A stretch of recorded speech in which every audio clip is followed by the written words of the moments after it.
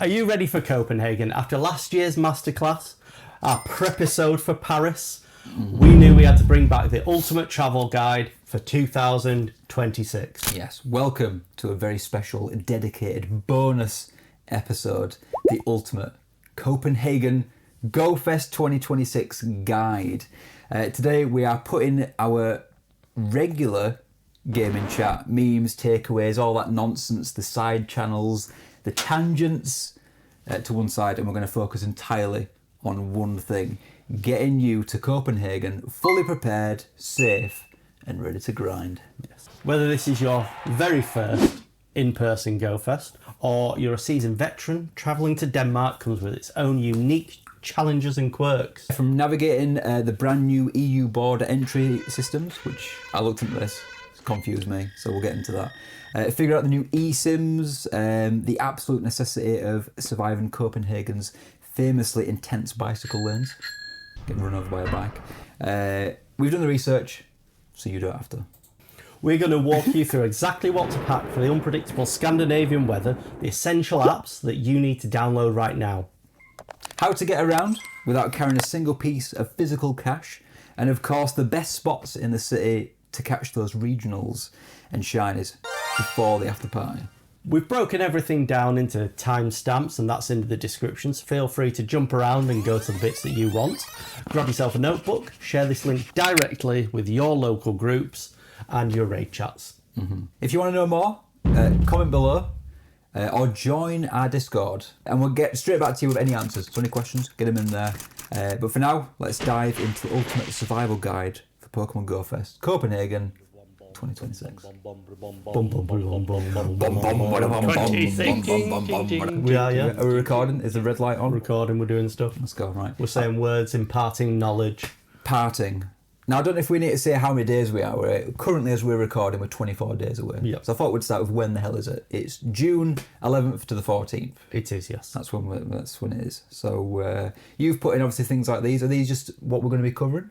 These are just things that we're going to briefly just go over. So obviously, you probably have organised, I really hope you do, your flights, your parking, your hotels, which very expensive accommodation, isn't it? Yeah. Like the flights weren't too... No, they're not ridiculous, but no. the hotels was the big expense here. Yeah. We went with the hostel. Yeah, so it seemed like a good option. And then obviously your GO Fest ticket as well. Yeah. So those things you've probably already got sorted. We're not really going to cover those.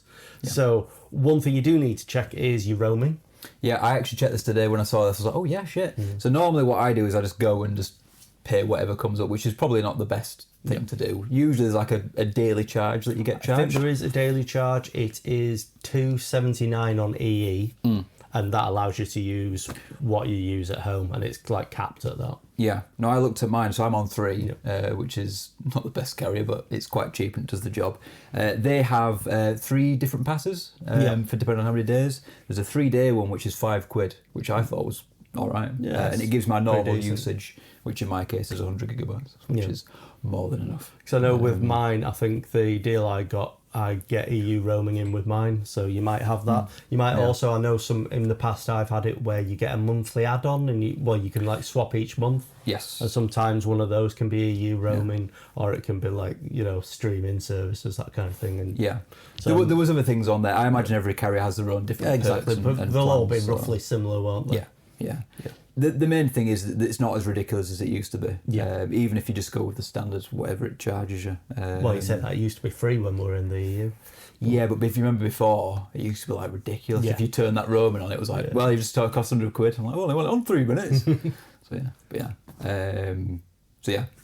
Sort that out before if you can. Yeah. Usually, it'll just be on. For me, it was just on the app. I just added it on, and it was good. So now we've got before we go. Yeah. What do we need to know? This we're going to mainly focus on for this section, just the app, things that you need to do in there. So we'll start with settings. Yep. Should we go with that? So this is going to help speed up the game. It's going to help increase your battery life. It's just little things that you should just, to be fair, you should just have these on anyway, anytime. So the first one is to download all your assets. That's going to If stop. you've already downloaded your assets, should you re-download them because there'll be new ones? Yes. Yeah, it's one thing you should probably do every now and again. So I would probably do it the week before you go. It stops you if you ever have those like white balls. Yeah. But that's basically loading, so it stops you having to wait through that. So it just speeds things up. Usually you see it quite often when you're going through your old Pokemon list or a Dex or something. It'll have it all done. So get that one done. This is, I think, is the most important one. Is turn the native refresh rate on. Most people don't even know what it is. I don't even know what it does really. I think it just uses the phone's actual stats rather than whatever it is. So it just smooths it out. Yeah. It makes throwing a lot easier, I find. So so that's that one. These other ones are just more for battery out there, so you got to turn your sound off. I mean, it's also just because who plays with the sound on? Oh, do you know, sometimes people turn up to meets with the sound on. And it depends on who it is. Sometimes I have a bug. I'll be like, if I notice it, I'm like, oh, they can. I'll be like, who's got sound on? Get him. So yeah, turn the sound off. Disabled hair movement. I struggle with this one because I feel like the slider sometimes, you know, when you're like, is this on or off? You're like, am I disabling it? So is it on? Or do I have it off? Don't know. Just press a button and see what happens. Anyway, just turn it to whichever setting means that the hair's off. Is off. And then turn AR mode off, which that's mainly good for if you need to do photobombs. Yeah, it's way just quicker. to speed it up, yeah. Yeah, so turn that off. So that's your main settings. That's on it. So I'll let you do this next one because I struggle with this.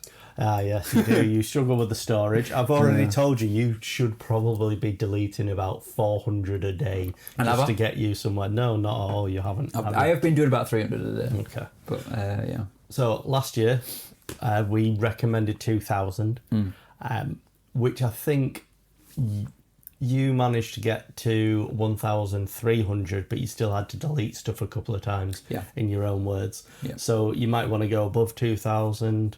Like top community day catches in the CDL is 2,800 plus.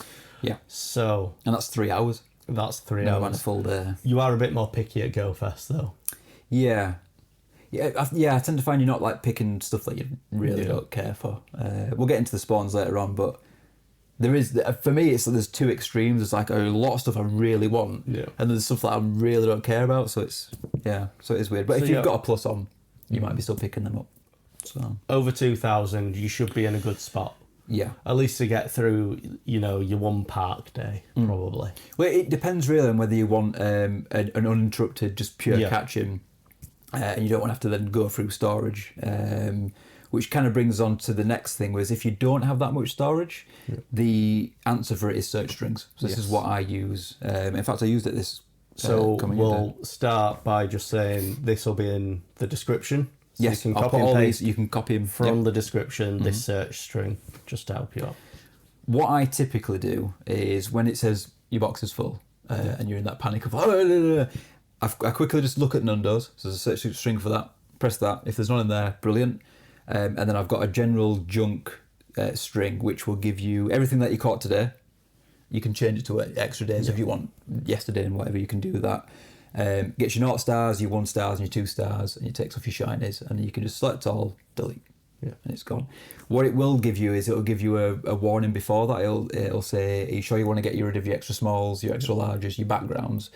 And obviously if you misclick a shiny for some reason, it'll tell you that as well. You can omit those and then just get rid of the other ones. So if you're running on a little bit less, or if you just want to quickly go through it, those two, and then you're laughing, you won't lose any other ones.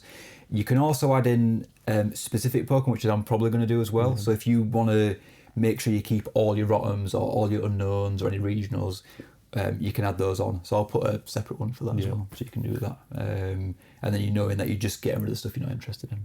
So yeah, search strings. I'll add a few more. There's other ones. You probably don't need things like hundos and stuff because you're just going to keep them anyway, and your junk thing doesn't include those. So yeah, so that's good. So moving on to items.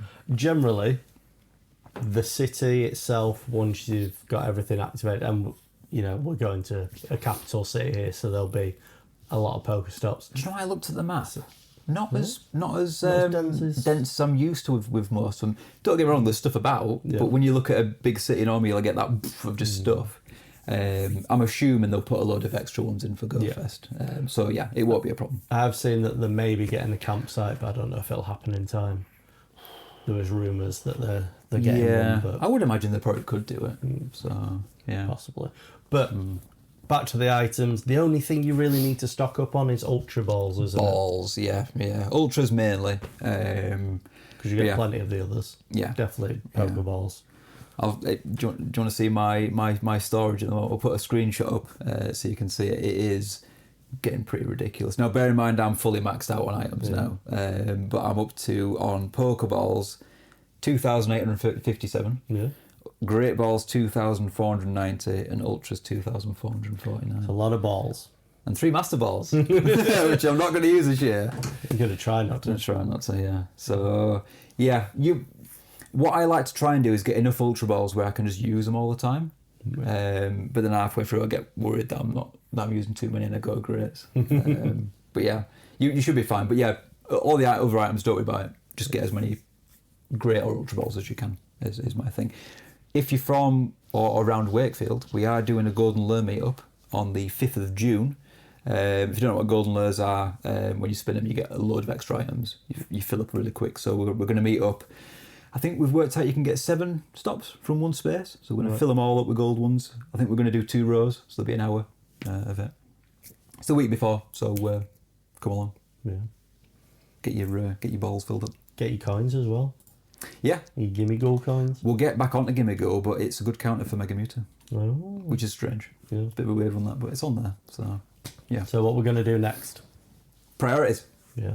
So you need to work out really what you want to get the most out of it. Now, I like to be a bit of an all-rounder. I like to get just a bit of everything that I can on. But you may want to focus on raids. That's what probably a lot of people are going to do. It's a weird one because I don't really do that much. I always forget about it and they go, oh, no, it gives me free raids at the end. So yeah, we'll get into obviously what the particular raids and things are. But you might be doing that. You might just be in the wild looking for shinies. Yep. Looking for your train conductor phalanx. I got him in the end. He did. So, I wonder what this year's will be. I think it'll be baseball hat Caterpie, won't it? Yeah. That's kind of like this year's. That's the special costume, isn't it? I'd say so. I like it. So yeah, so you can go for those. You might want to do field research. Special research is obviously a big one. I usually recommend doing it in the park because it's usually based on what's there. Yeah. I know some people who kind of forgot about it or just kind of skipped it a little bit. It takes longer to do it afterwards because you're having to physically find things that were usually quite easy to find in there. So make sure you do at least a good portion of that, if you can. There's obviously backgrounds. There's the stamp collection, which I'm looking forward to that. I think it's that's around the city, isn't it? Yeah. Craig was showing me, so he started getting some of the ones from Japan because apparently if you send a gift, someone else will get that stamp as well. I don't know if that's how it works on this one. But yeah, you get like a separate screen that shows you. It's like the Scatterbug one. Yeah. But it looks really cool. I ain't got it because nobody likes me enough to send me. But I've just gone in Discord. I've like added a lot of like Japanese people trying to get them. So this is the first time I've had a stamp collection, isn't it? Yeah, I've never. Yeah. Other than the Japan one, it's the first one. So is it the Lego thing, or is that separate? I think it's part of the Lego thing. Yeah. Again, we'll get onto that. So yeah. So what else we got? There's the biomes. With the photo opportunities. We like doing the photo opportunities. Yeah, we do. I feel like last year was a bit of a letdown, wasn't it? Yeah, I preferred the year before. Yeah. But we'll put a selection of the previous 2 years. But yeah, we do like doing that. You can decide which is your favourite. Comment Madrid versus Paris. I liked the photo ops. I just feel like they weren't Pokemon themed. Yeah. It was just kind of generic. So that's probably just us. But yeah, I think we'll do that. YouTubers, I kind of skipped last year a little bit. Yeah, they didn't really have any. Did they have a couple of gaming and that was about it? They were very European flavoured. I mean, I say that I did actually go in and talk to them, mainly because when I was passing, the thing was, so I just like jumped in and I was like, have a quick conversation. So I spoke with them and another guy. But we saw a couple floating around the park, but not as official meets. There was it Poker Daxi? Daxi was about and Trainer Club, and I think he was with someone else. Yeah, I'd want to go up and talk to him. But I'm like, you've got your thing. I don't want to bother you and let you crack on. So I just kind of little bit of that. So don't get me wrong, if Trade Tips was there, I'd be right over there. Yeah. Hi, bud, I haven't seen you since Germany. So yeah, photo ops, YouTubers. Then you've got your merch. Now. We'll get the tip later. The merch tip. What's the merch tip? You'll find out. Okay. You already know it. I usually skip this out because I'm like, I ain't got time for this. Someone asked me to order a hoodie. So I think I can get in early on the... This is what we're going to talk about. So So it's fine. we'll see, yeah. But yeah, so I need to pick up a hoodie. And because I can't pack it, I might have to wear it. So we'll see. We'll get extra Adam scent on it. Yeah. It might be extra shiny look. We'll see. So yeah. And then again, we've got setting up trades, which we're going to talk more in depth about later as well. So yeah, we'll get into that in a bit. And there's also battling as well, which I always forget about because I'm like, I ain't got time for. But there's a full battle arena, so I can do that as well. Which I think the layout's going to change this year. We'll discuss it later, but I think because of how they've described it, it looks like it's going to be different to previous years. Yeah. Everything's set out. Do you know what, did I see, I can't remember whether it was a Tokyo one or the American one. The map looked really naff for the park. I don't know what it is, it just looks really simple. Must be Tokyo because that's coming up in 9 days. You know when you see a map and it's like a bit sprawling, it was just like a straight kind of field. So it might look better in person, but yeah, either way it doesn't affect us, does it? So what does affect us is the adventure effects. It does. So well, they don't affect us; they affect the game. True. Yeah, I went through them all. There's only 3 really that are worth using. The first one is probably what I'll use, which is spatial rend. Is it increases the area that you can see things on. It just gives you more options to click on, and it stretches to maybe places you won't go to, or maybe that you don't visit as much. So that's the first one. The second one, which is probably a good one, is Ice Burn. It slows the catch circle, which isn't a massive thing unless you want to get excellence. But the main thing is it increases the catch rate by 50%, and that includes your auto catches as well, which is pretty good.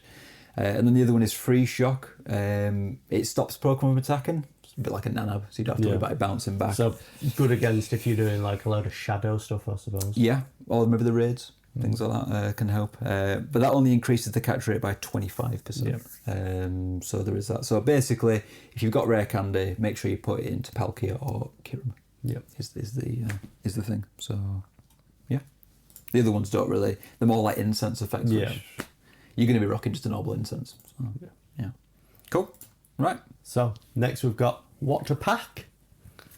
And what do we need to pack? Everything and anything.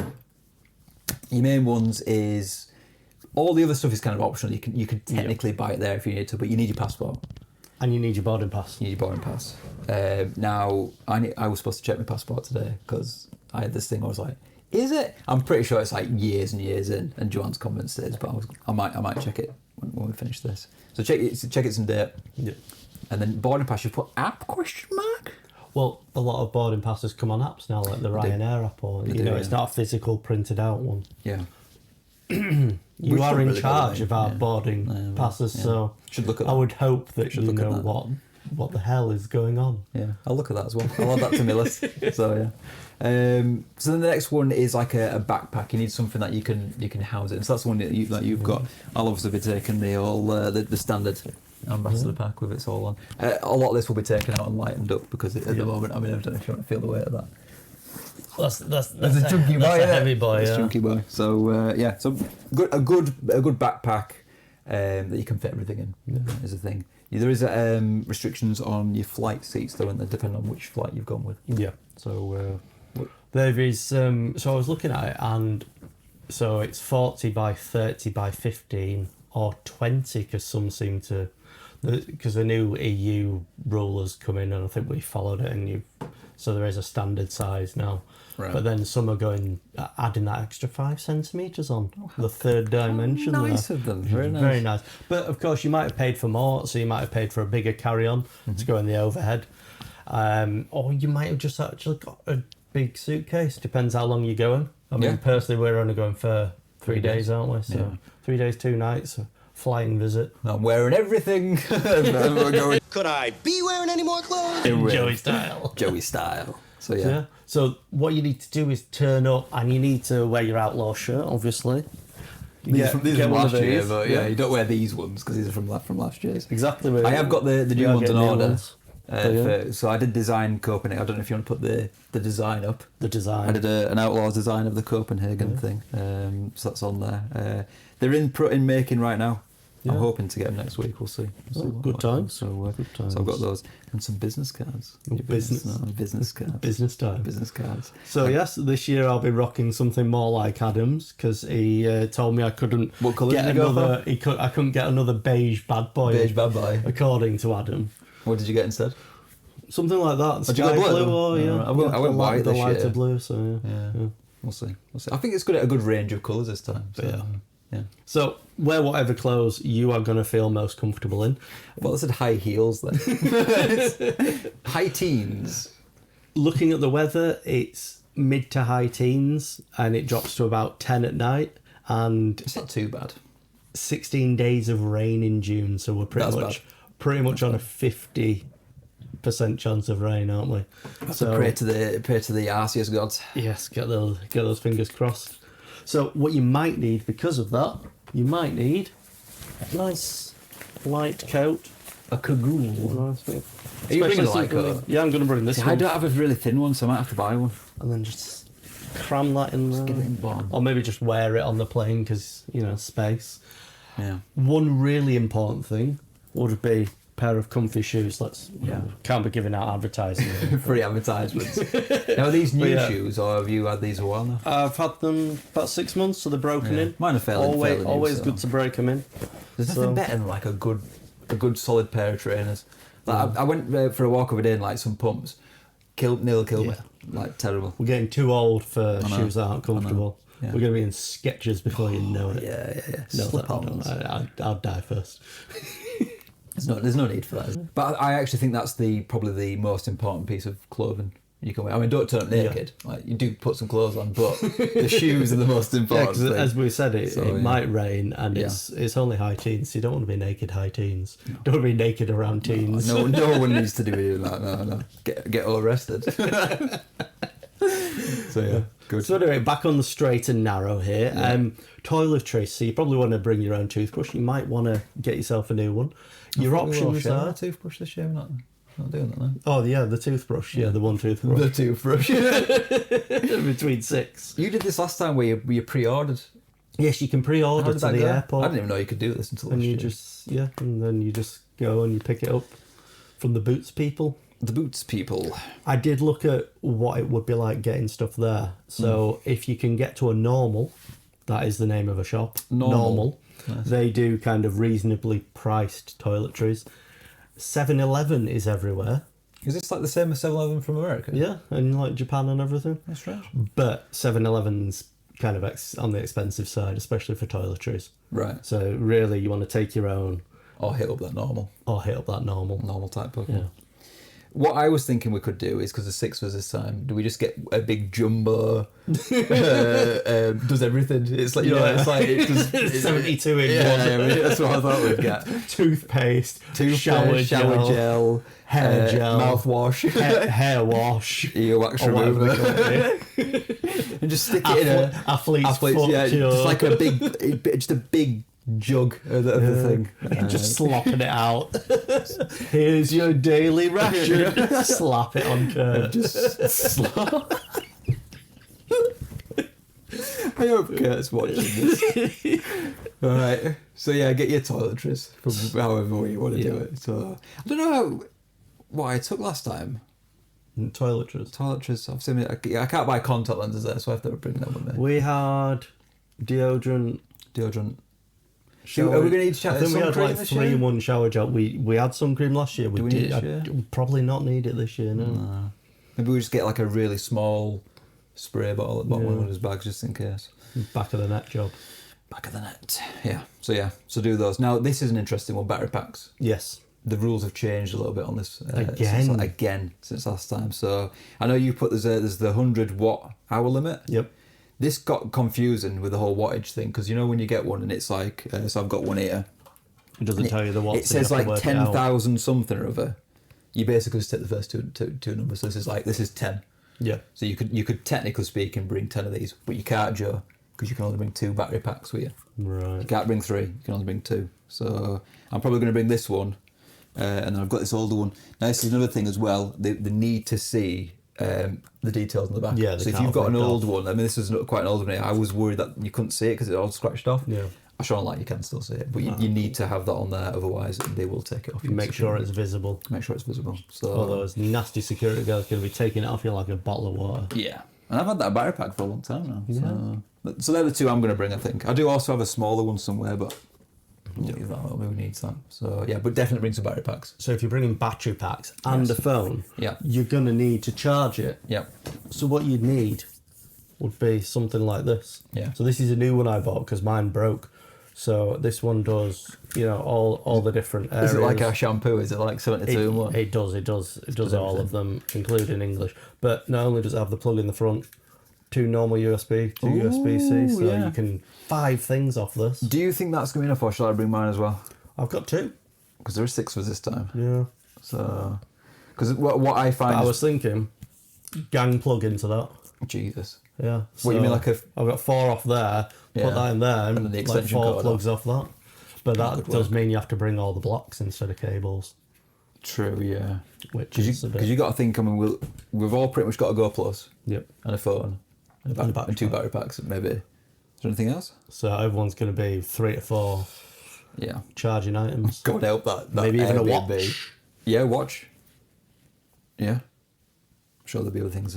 I know, we're going to get our money's worth out in Oh electricity. my God, can you imagine they're going to get surged? Because from what I've seen, that entire thing is booked up by Pokemon Go players. So, And then, really random one, wireless speaker. Don't know why we need a wireless speaker, but why not? It's I time think to it party. could be a good one. I put in somewhere, it might be on the travel, but a sick playlist is what I put on it. So It will be. You can't play a sick playlist without a speaker, can you? Exactly. So, but what's yeah. more important than the sick playlist and the wireless speakers would be a lot of cables. This happens We quite need often. a lot of cables. A lot of players come to me and they say, have you got a cable? And I'm like, yeah. I brought a battery pack, but I didn't bring a cable. Don't work without them. So yeah, make sure they're the right ones for your phone. Yep. But bring at least 2 spares. I have a little bag here that is just filled with cables. That I just bring. One of them, which has served me very well over the years, is one of these splitter ones. Yes. It's not right good for personal use. That's iconic, Adam. Yeah. I remember you having that. But every now and again, someone comes to me and they goes, "Oh, I've got this really old phone, or I've got an iPhone, or I've got something that this has everything on there." Yeah. So it's not convenient because it's only small, but in a pinch, it charges every single phone. So I carry that just to be nice to people who get caught in a pinch. Yes. So, yeah. So we discussed sun cream. That you also might want to bring a hat. Yeah. One thing I You never. I Not a famously never wear hats. Yeah. Even though you have the Niantic hat. Should I bring it this year? Yeah. We see. I have a hat. I have Mega Energy The mega hat. one, yeah. Although I am getting apparently a new hat, so Oh yeah. yeah, it's done with the new ambassador logo thing on it, but yeah. I like a hat because it doesn't darken your screen. If it rains, it keeps the rain out of your eyes. I prefer it to a hood Yeah, because it doesn't restrict that. to the sides. You see. that's true. Yeah. So you can hear for enemies coming from behind. Exactly. I'm always alert, ready for those Team Rocket. I said Sedgwick then. I'm so used to seeing Team Rocket Sedgwick at the end. Shout out to Team Rocket Sedgwick. Yeah, don't attack us, please. Yeah. You might want an umbrella if it's gonna rain. Yes. Now this is an interesting one. So I normally bring a big. I won't necessarily call it like a golfing one, but it's a decent sized one. A man-brella. Yeah, and I Gentleman's umbrella. I modified my bag. I cut a hole in the bottom, which a lot of people do comment. They go, "You know, you got a hole in your bag." I'm like, "Yeah, I put it there." And I just shove the thing in there, and then it goes on. But I can't pack that. No. Because I'm going to bring that. So I don't know if I need to. If it's really bad, do I just buy one there? Yes. That might be the way to move forward. Other option is a phone umbrella. Yes, which I've also purchased. A little umbrella. I've always looked at these and I see them. You always see them at like Do you Go have Fest. the phone umbrella? I don't have it with me. No, You don't I have ordered it, it yeah. today. It's coming tomorrow, unfortunately. I might be able to send you a photograph that you can put in. We can put with it. a photograph. The one I went for, a lot of them are suction ones on the back, Yeah. and it won't work with this case or whatever. So the one I've got is like a little clip at the top. I've no idea if it'll work. I always see it and I think that's just stupid. But Yeah. I always look at it. It always makes me smile when I see them. So I thought, it's only small. I can stick it at the bottom of my bag. it's an option. Maybe I can get like a bubble that just goes over my hand and phone. This is what I also saw. So I did a bit of Googling on this about what the hell do other people do. The best suggestion I found was to just get a Ziploc bag, stick your phone in it, and then stick your hand in it, and then just play through the Ziploc bag. Which sounds ridiculous, but could work. So maybe just put a Ziploc bag in your bag. Yeah. As a just in case. So there's an issue I have with my phone where as soon as a droplet goes on the screen, it just refuses to work, or it just flings balls everywhere. So I've also purchased like a glass screen protector, which is supposed to stop the misclicks from happening. So again, we'll see if that works. See, talking about that phone protector, phone case. Yep. I am actually I'm famously do not. You don't use a case normally, but I do on flights. So that I can prop my phone up, obviously, with the ring. I could probably do with a new one now because mine's got a bit slack. So when I do try and lift it up, it's a bit loose now. Mine's still got nice and stiff. You can hear. There's some clickage to that. Yeah. It's even got a little cover for them. Nice. Yeah. I also find it's good if you are like in cities and whatnot. It's sometimes when you've got it in there, feels a bit more safe. I feel like someone can't rip it out of your hand as much, or they're just going to break your finger when you try and do it. But yeah, it just helps. One thing I haven't come across, looking at all my research for Copenhagen, unlike Paris and Madrid, not much mention of pickpockets. No, yeah, I noticed this. Yeah, when I was looking, which is nice. Yeah, because it's nice to be able to enjoy your experience throughout my life. Who's trying to nick my phone?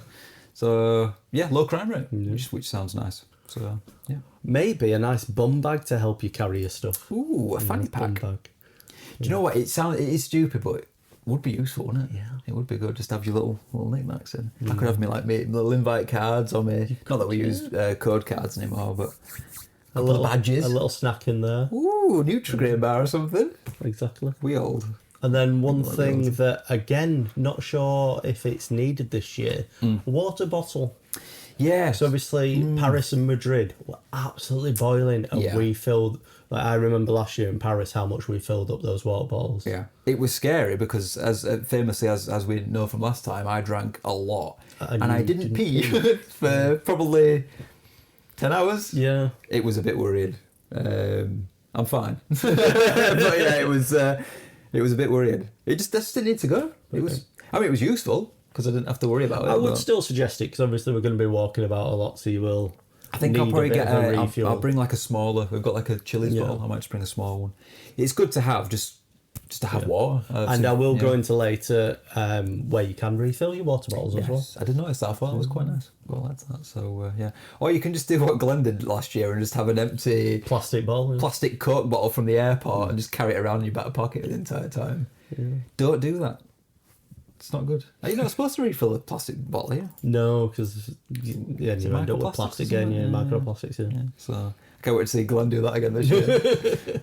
I remember him being like, "You just carried it around for 3 days." Like, yeah.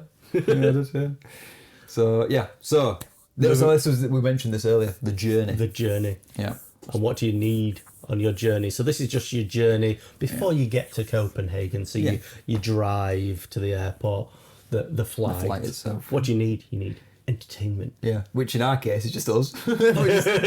just being random. And as you put it, a belting playlist. Which, according to Adam, a belting playlist would just be playing random videos on YouTube that aren't really songs. It's just the music from memes. So we're going to need snacks and drinks to keep us fueled up and ready to go straight away once we get into Copenhagen itself. It's quite an early morning, isn't it? Are we doing monsters?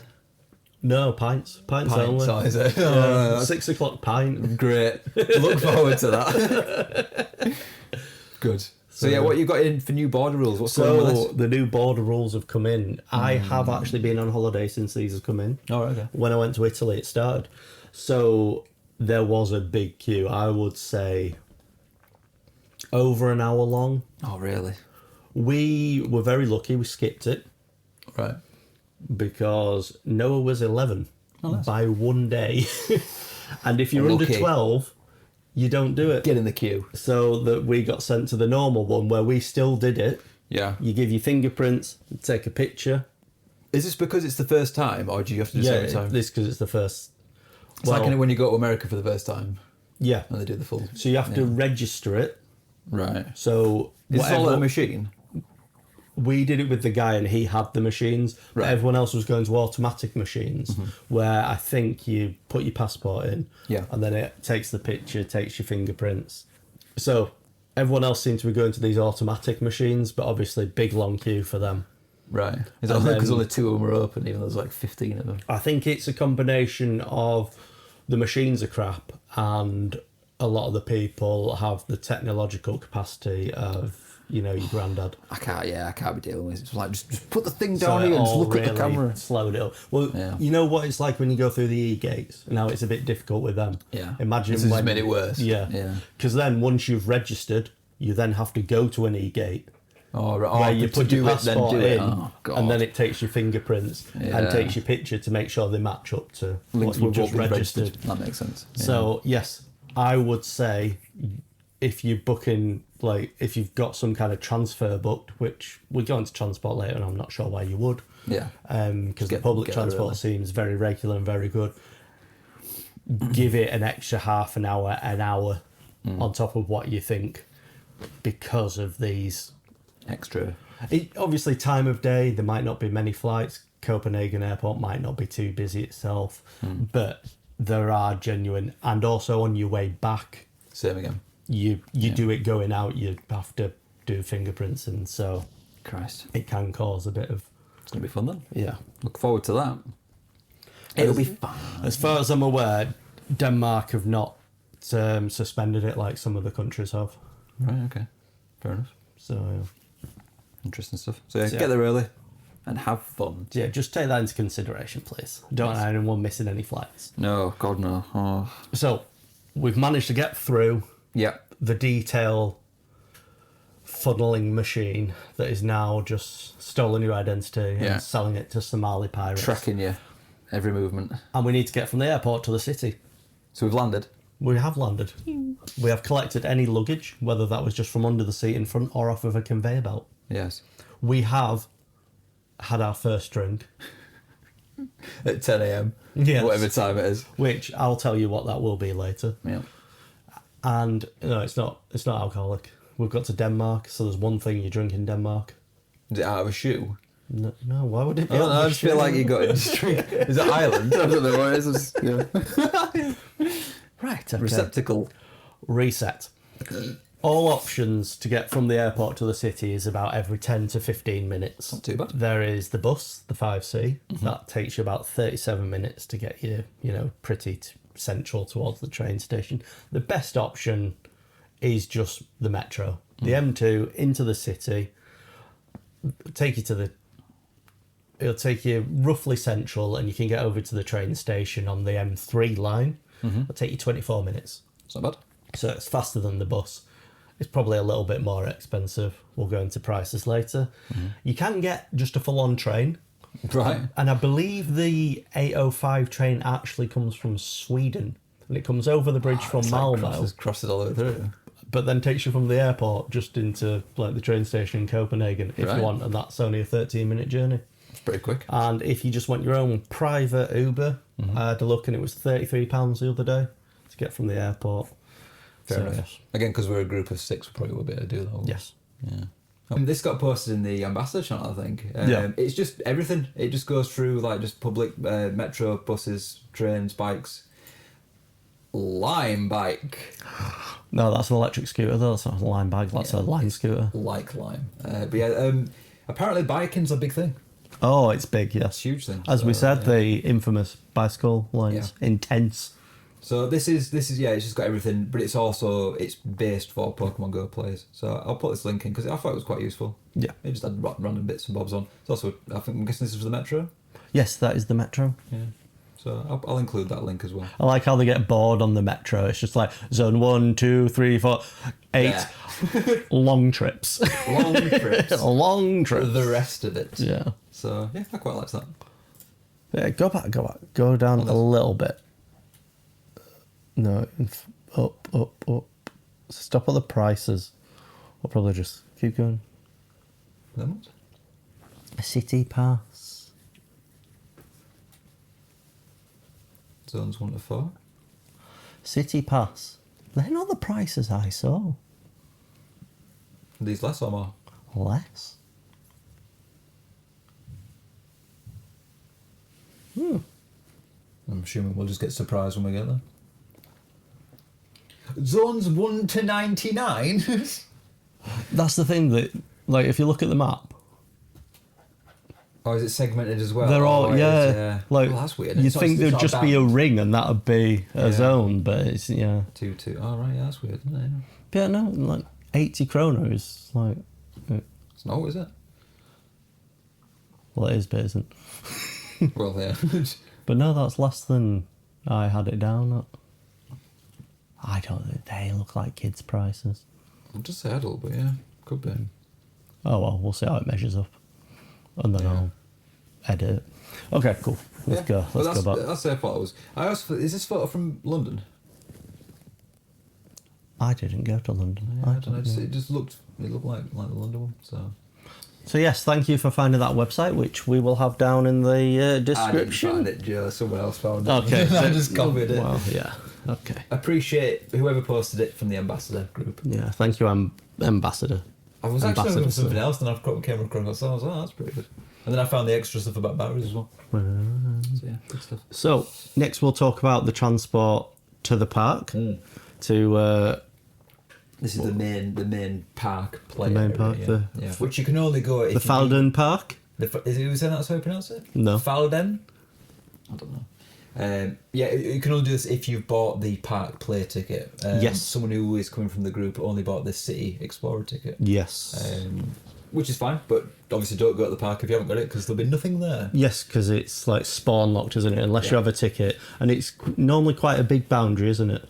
Like Yeah, around the area. It'll be all around the park, won't it? Yeah. Not just the specific part of the Yeah. park. Because I remember Madrid, we walked quite far. We got there a bit early, didn't we? Yeah, we And walked. It was empty, yeah. Yeah, it was quite It was empty. quite refreshing actually because we were just like, okay, we're about to go in. Let's just chill out for a bit before we get there. But yeah, if you haven't got the ticket, don't bother because there'll be nothing there. Yeah, for you. just- unless you want to go and just do the other bits that are Yeah, that I mean, game related. you could actually just go around the park, couldn't Yeah, you? I know some people go early to get the merch done. Visit your YouTubers, get your photo ops. What else can you do? That's probably about it, really, isn't it? Yeah. Eat some food. Eat some food. It's just the real life stuff you can do. Really, you might just want to go for a walk around, just to take it all in. So, yeah. So, getting there. The park has 2 stops. Two poker stops. No, 2. That's a bit naff, that, isn't it? 2 metro stops. Yeah. And again, I'm going to move you towards the metro. Copenhagen does seem quite walkable, very cyclable. Yeah. But if you do want to go with the metro, this would mean you get off probably at Triangle, which is at the south of the park. Then you have Vibenjush. No idea how you say it.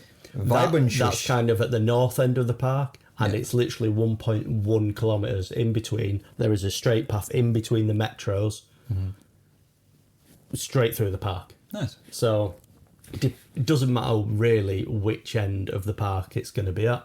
I'm assuming we don't know Seems yet to which be is the No, is we it the don't. main entrance or anything like that. Usually nowadays, so back in the day they used to fence everything off. You had to Yeah. go through a proper turnstile thing, but I think nowadays it's more open. You can Yeah. as long as you can get into an entrance, that's all. So to get to Triangle from the train station, so we're using the train station just as a central point, Yeah. 10 minutes or 13 minutes to the northern one. that's not Although I think the northern one would actually take you a different zone, Oh, so it could. so it'd be slightly more expensive on the metro. I wouldn't, as I said, wouldn't bother with anything else because it's at least 10 minutes extra travel time. You will have to change if you're going from, somewhere central. Maybe if you're closer to the park, it might just be easier. Well, you'd probably just walk, wouldn't you? Won't get any transport at all. No, if you're closer, yeah. But- Are we gonna come up with some kind of a plan in terms of where we're visiting and try and get kind of a loop so we finish up where we need to be, or are we gonna wing it a bit? What are you thinking? I think we're just going to wing it. Although got a few ideas of places to go, and Maybe that's something we I guess we could do separately. Is you could do that on the way there if you want, or on the flight. And things. we need Plan it. more information because obviously we're going in the afternoon. The morning we would be doing the city experience part of it. Yeah.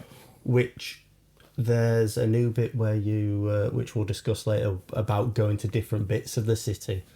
Yeah. So I don't know if we'd be using transport because, as I say, it's probably less than an hour to walk from where we are up to the park.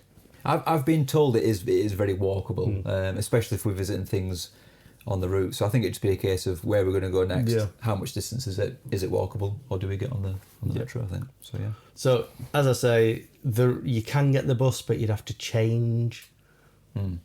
So you'd have to change in different places. Yeah. You're best using a journey planner, Google Maps, or one of the. Because usually Google Maps transport will in suggest Denmark, it'll say this is going to be quicker if you do the train or if you get I usually find buses are a bit tricky. It's metro. It's metro. Yeah. Walk it or bike it. Yeah. That is it. Don't bother with the buses. If you got a train, you would have to get on a bus. Yeah. To get closer. We always joke about getting the Line bike or a scooter. Maybe this could be the year we. It could be the 6 grown men on the scooters. year of the line. Oh, yes. I hope they do have Line bikes because that was a highlight of Paris. Was just go Line. Well, we saw the mega line bike where they were all on the transporter. Yeah. Optimus Lime. The Optimus Line. Very good. Very good. So, onto the prices for tickets. Yes. So this is for the metro. So you can get an app called the Regisbillet. It's here. No idea. Regisbillet. Yeah. So I've got that already. All right, You can get tickets on it, journey plan. Looks easy enough. It's in English. Is this better than Paris where you had to have 2 apps, one for buying and one for using? Or is it just all in one thing? I think it's all in one. As it should be. But you can get the Copenhagen card. I wouldn't recommend this for so basically this is for a tourist, someone who's looking at sites. Yeah. Because you've got a 1 day, a 2 day, a 3 day, a 4 day, and it gets better the more that you use it. The longer the trip, and that is basically, £69. Giggity. It starts out. That's not any Danish kroner. Right. But you do get a lot of sites included in this, which are generally 10 to 15 like admission quid. tickets and stuff. Yeah. So if you were going to quite a few places, like 2 or 3 a day, it might be worth it. But I think for what we're going to not be gonna doing, be. probably not. Yeah. I've seen a lot of reels where it's like, go to Copenhagen, it's like, you go somewhere, you look at it, and it's like, are we going in? No. And then next one, This is are we going in? essentially what we did in Paris. Where we were just like, right, next. We were just like, get the photo and appreciate and Where leave. did we go? Did we go the Pantheon or whatever? And Pantheon. then we're like, well, you have to pay to go in there, but there's a free church behind it. So we'll do the free church. Yeah, it was we'll good. have to, I have got a church picked out. We have to- You can't go traditional with church church. trip. Can't go with church. So, yeah. So anyway, your singles look like they're about £2.77. What, each trip basically? Yeah, and That's that not too takes you a couple of zones. If you want to go to, on one of the long trips, it can Still cost you 99. almost £7. That's still not bad for a long trip. What I can't wait for is I just find out that all of this is wrong and I have to just overdub everything. And this would be £8. Do it in a weird accent. My mouth's just going like this. Well, we'll just say these are approximates. Yeah. They These are rounds. approximates because obviously... Oh, the conversion's extra- crazy, isn't it? I Yeah. tried doing some earlier. But then if you convert it on Google, that's the base rate, isn't it? You're not Yep. going to get that rate. No. So, yeah. Approximately, you'll be looking at these. I looked at if you were going from the airport to the far side of Fælledparken. Fælledparken. Fælden! Fælden! Why have we turned into Vernon? I don't know, because I don't know what the Danish accent is. It Danish? Yes.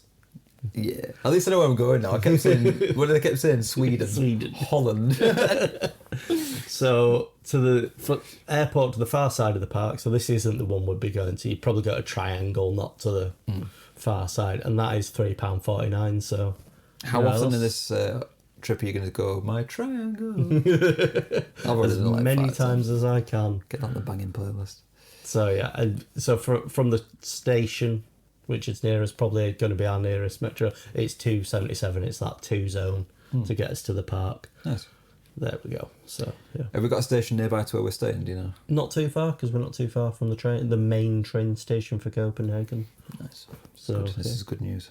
One thing you can do is if you think you're going to use the metro a lot, this includes, but this actually, the city pass includes bus.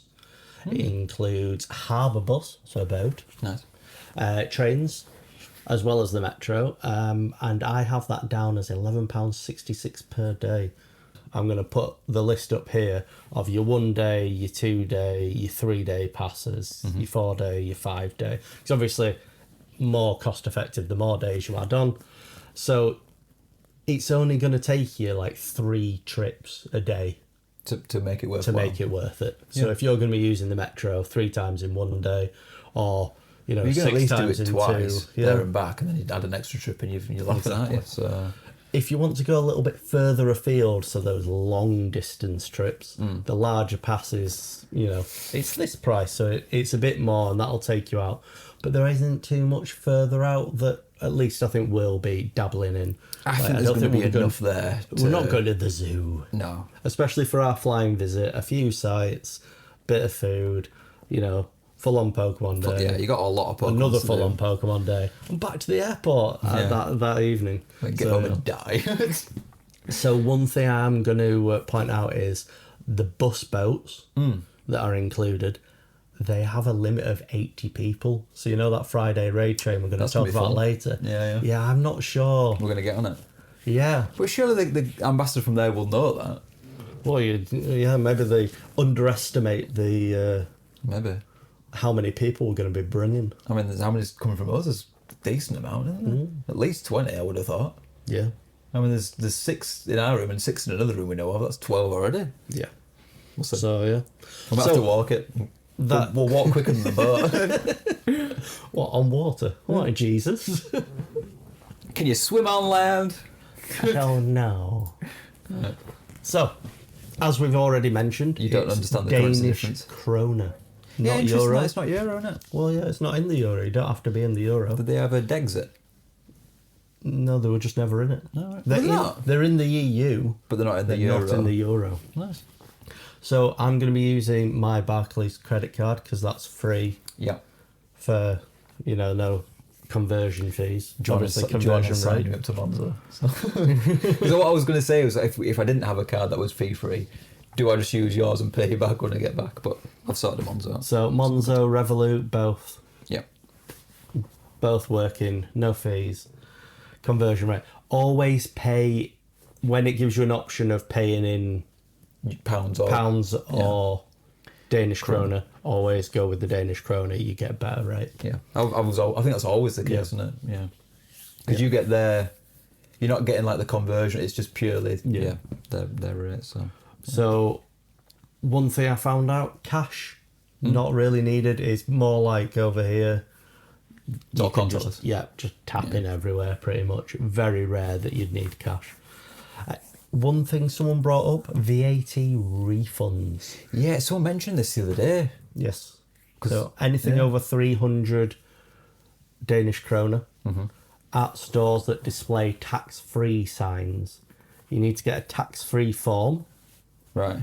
From the till. Yeah.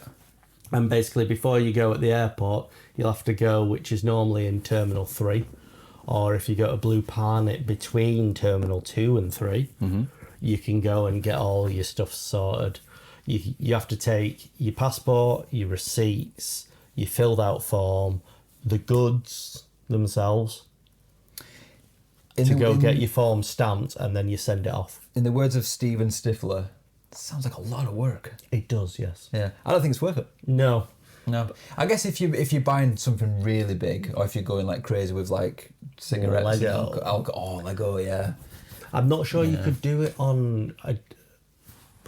There's a certain products you can't do it on. Yeah, you definitely can't like take your meal receipts there. Oh well, yeah. Anything you've already consumed, as it says, unused goods. Right.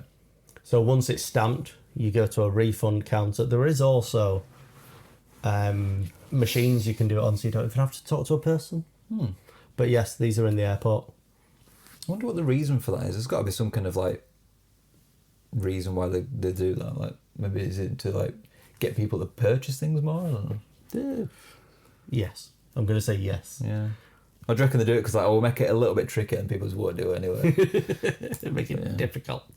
That's fair. So one thing we have mentioned, sightseeing. Yeah. In Paris, we saw a lot of lovely things. We did. Some of these things. some of these Some of these things. things, We'll so- scroll the pictures or we'll fly them up, whatever we're going to do. A couple of them will be on the new Go Fest. So Copenhagen t-shirt. from my knowledge, we have on our logo for Copenhagen Go Fest. Yeah. We have the Little Mermaid. Yeah, which So I think I'm going from right to left. we can for see some that. reason. Yeah. We're going to go see that. Tivoli. It's like the entrance gate to Tivoli Gardens. That's the one. That is a statue. This one is actually near to the Little Mermaid The Little Mermaid. statue. Is it Hans Christian Andersen or is it some kind of naval officer? I feel like it's some kind of like thing with wings. A thing with wings? I think it's like an angel or something. Yeah. There is a name for it. I've got it written down somewhere, but yeah. Okay, then.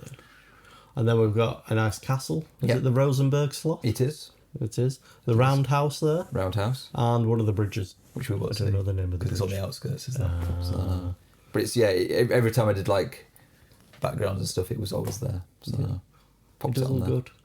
Yeah. Yeah, it worked out well. Took a bit of fiddling. I had to do a few different things. I tried some different buildings that didn't quite work as well, but I think it came together nicely.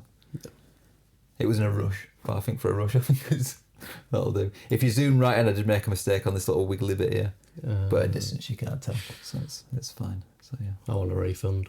yeah. Well, according to my pay list, I don't even know if you paid yet or not. We do know. T-shirts. So, some of these places we will be visiting Nyhavn. Mm-hmm. Just one of the iconic waterfront scenes. I did want to put colourful this houses on the T-shirt, but it just didn't really. It- It was just blocks, but it looks really In nice. black and white, it's not. Yeah, no, Yeah. it looks really. It's one of the things I'm looking forward to seeing. One of the ones that was on Tivoli Gardens. Mm-hmm. Charming amusement park, heart of the city, with an antique roller coaster. Oh, are we going to go on the roller coaster? No, we're not. It's £18 to enter. Just the roller coaster or the entire thing? The entire thing. Then you have to pay for the rides on top. Oh, we'll see it from the outside then, I guess. So we'll go see something free, like The Little Mermaid. Yeah. The must-see bronze statue inspired by Hans Christian Andersen's fairy tale, Is this which also inspired the Disney film.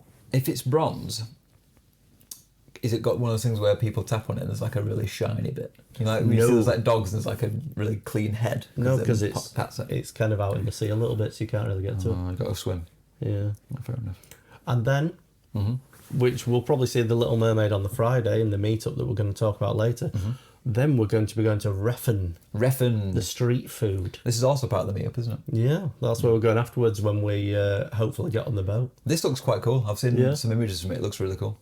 So we're going to jump over there, over the water, get some food, good international street food, creative spaces as well. And I think one of the breweries has a place over there as well. Mikkeller or something. Emma's going to kill me on the pronunciation of that one. yeah, but yeah. whatever. Beer. Drown Beer. me in beer. Someone I was speaking But to. it'll be bad beer. That'll be my punishment. Bad He'll beer. drown me. She wouldn't want me to drown in good beer because you should drink good What's beer. a bad beer?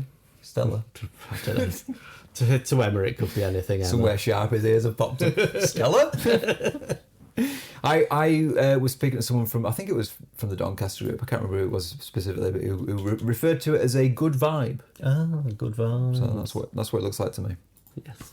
So we also have another alternative neighbourhood known for its independent community creative houses and workshops, Freetown Christiania. All right. Nice looking place if we fancy, just a bit of. There's not many spots out that I Probably was. a good vibe as well there. Yeah, we're looking for good vibes. But then what I'm I'm looking coming in with my alternative suggestion, Nelson's Cannonball. The wild card is. Oh, is- yes. Yeah. Or as you'll find it on Google Maps, Can't wait to hear Copenhagen's Bombardment I 1807. 1807. So this is when Nelson. So we were against the French at that point, and there were a few countries that were kind of forming this alliance, not with France, but we got a bit scared of it. So we came and kind of threatened him a little bit and said, we came to the Danish and said, look, you need to just, be on our side, give us your ships, whatever. And they said no. Nelson wasn't the big commander, but he got sent in with the smaller ships because that point of the channel where Copenhagen is a bit shallower. So they sent the smaller ships in shallower. Sure. And he destroyed their navy. And that's where he famously said, his commander put up a flag saying retreat. Right. And he only had one eye, so he put up his spyglass to his the eye that had gone, and he said, "I see no flag to retreat." Clever. And went in. And that's his Went famous. ham. And just, continued and actually won. Oh, right. Well, But yeah. there is some Cannonball still embedded from that battle Oh, really? in walls. Oh, that's cool. Yeah, so we're going to go see that one. I like that. That's cool. Because why not? Yeah, I like stuff like that. Is it a Pokestop? I hope to. Because one thing we did last year was I don't know if you've still got them, but I took the the postcards gifts, yeah. and I pinned them. Pinned the gifts. I noticed- the Eiffel Tower and... Yeah, all the hot spots that we went to. So I pinned those and favorited them in me. Can't wait to pin postcard book. Nelson's Cannonball. Absolutely, yeah. But I noticed halfway through I've got like 3 random stickers of it's like a camera little icon, so I'll stick that on the top, which I'm sure Erin loves. But it's the only time I use stickers, so just add it a little bit. I try and make the sticker like part of the thing, and if it's not, I put the little camera thing on. So yeah, I don't use the sticker though. I favourite it and then I get rid of it. So yeah, cool. We've got some more. Yeah, now we're into palace time. Oh, okay. Right, so you start off with Amelenborg Brilliant. Palace. Palace. The winter residence of the Danish royal family, featuring a popular daily changing of the guard at noon. You can get in there for £16, roughly. Right. Or you can get the 3 palace pass, which lasts for 3 days, for 40 quid. Because your next one, Christianborg Palace, is 25. And then the last one, Rosenborg Castle, is 20. Right. You actually have to book for Rosenborg Castle, so you have to start your pass there if you are going to buy the pass. Right. That's where they have the Danish crown jewels at Rosenborg in the King's Garden. Christiansborg is the Danish Parliament. Right. So yeah, Are we doing these? there you go. No, that's going to take too much time going around 3. I'm going to say we're never going to get this. 40 quid's worth of castles. That's a lot of castles. A lot of castles. A lot of castles. They do recommend canal tours from Nyhavn, where we discussed earlier with the nice buildings and I everything. feel that's one thing we haven't done yet as a mode of boat transport, a boat. I guess there's not really been a place where there's been an option to do that, is there? No. Although when we were in Madrid, that park that we played in, not for the actual, but the other park. And they had that boat in Lake. Remember how it was absolutely empty? Yeah. And But then an that hour one later it was just rammed. Rammed. Yeah, that was weird though, wasn't it? And it was well hot. Yeah. And there was no shade. And as soon as you're on that Weren't boat, they in the you're shape done. of swans as well? I feel like there was something like that, yeah. But it was a bit random. So, back to Copenhagen. Yeah. The Round Tower, which Yeah. was basically a big round tower, and it's basically just a slope all the way up, curling round all the way, because it was for horses to get them to the top of the building. Why would you want to put horses at the top of the building? Well, if you've got a cart full of stuff, do you want to take it up, it's or to get do you want to lug it up Yeah. there. Ah, that makes sense. not just in the round building? The round building was more the just big I staircase. thought they were taking him up there just to give him a good view.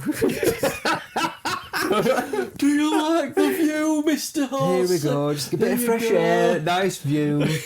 Come on then, back down. A little bit of therapy for the horse. Like an old retirement home for horses. Anyway. So it'll cost you £7 to have some horse counselling. Yeah, fair enough. Wow. Everyone needs counselling, Joe. Wow, Adam. It's good for you.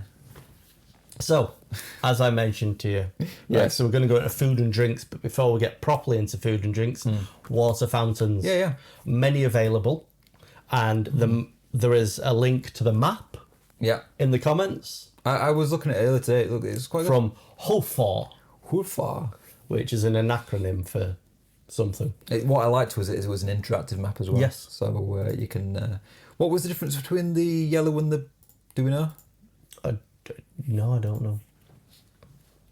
Because for some reason that hasn't translated into English. No. Okay. Oh, yellow are only open in the summer.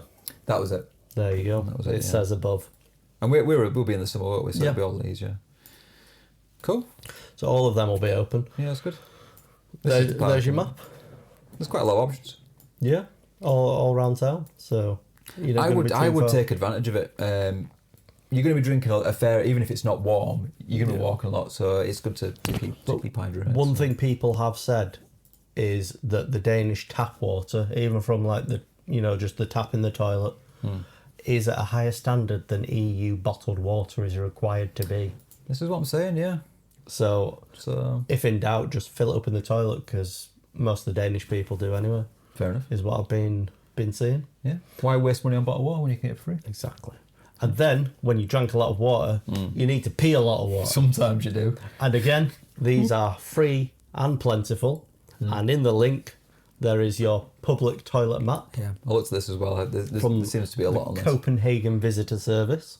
Find a toilet. Of all shapes and sizes. Again, interactive, like you wanted. Yeah, it's good. There you go. Nice. All labelled up. Toilet with disabled access. Toilet attendant. Attended toilet with disability access. Urinal. Urinal. Yeah, it's good. The map's just disappeared now, but yeah. But of course, there'll be ones in restaurants, if you're in restaurants, in any shopping centres, that kind of thing. So it's readily available. So yeah, there's your guide to drinking and peeing. I'm assuming in the park they'll also have the porters and stuff like that. Yeah. Or was it Paris where they just had like a gated area of just urinals in like a car park? That was fun. Yeah, do times. It was good stuff. So for actual food and drinks, 7-Elevens everywhere. Yeah. For your convenience. Netto if you want, a wider I want to selection. go in a Netto. I've not been in a Netto in years. Yeah. We don't have a minute Oh, we should go. We should do the Netto tour. Scandinavian for value. Yeah. Yeah. So Netto would be better for prices if you can get to them. I love that used to be a bullying thing for like at school. You're like, I'm sure it's a Netto. What's wrong with that? And you'd never go anywhere with one of those big yellow bags. Big yellow bags, yeah. Used to get beans for 2p or whatever it was. Yeah. We'd need that now, won't we? Yeah. Cost of living price, issues and all that. So yeah.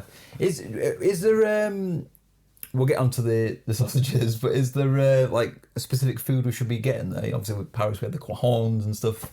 Is there like specific it's Danish food? It's Danish. Just What's Danish Danish pastries. So or croissants. you're obviously going to be able to get them everywhere. But my suggestions for your Danish pastries, you've got Juno, which, look it up on Google. It's 1 kilometre from the Fælledparken. Fælledparken. I've been saying Fælledparken. Fælledparken. Fælledparken. Fælledparken. Yeah, Fælledparken. Put the beer all over. So it's again. only a kilometre from there if you wanted something nothing. close to the park, and that's supposed to be really good. It's the one that always comes up on Instagram in best bakeries, so it might be a bit more pricey. You could there. eat a candy with your magic art while walking there. Exactly. How about that? You got Hart Bakery if you want something a bit more central, near to a church. Frederick's Is it Church. free church though? Oh, I don't know if that's the free church. Probably is, yeah. Okay.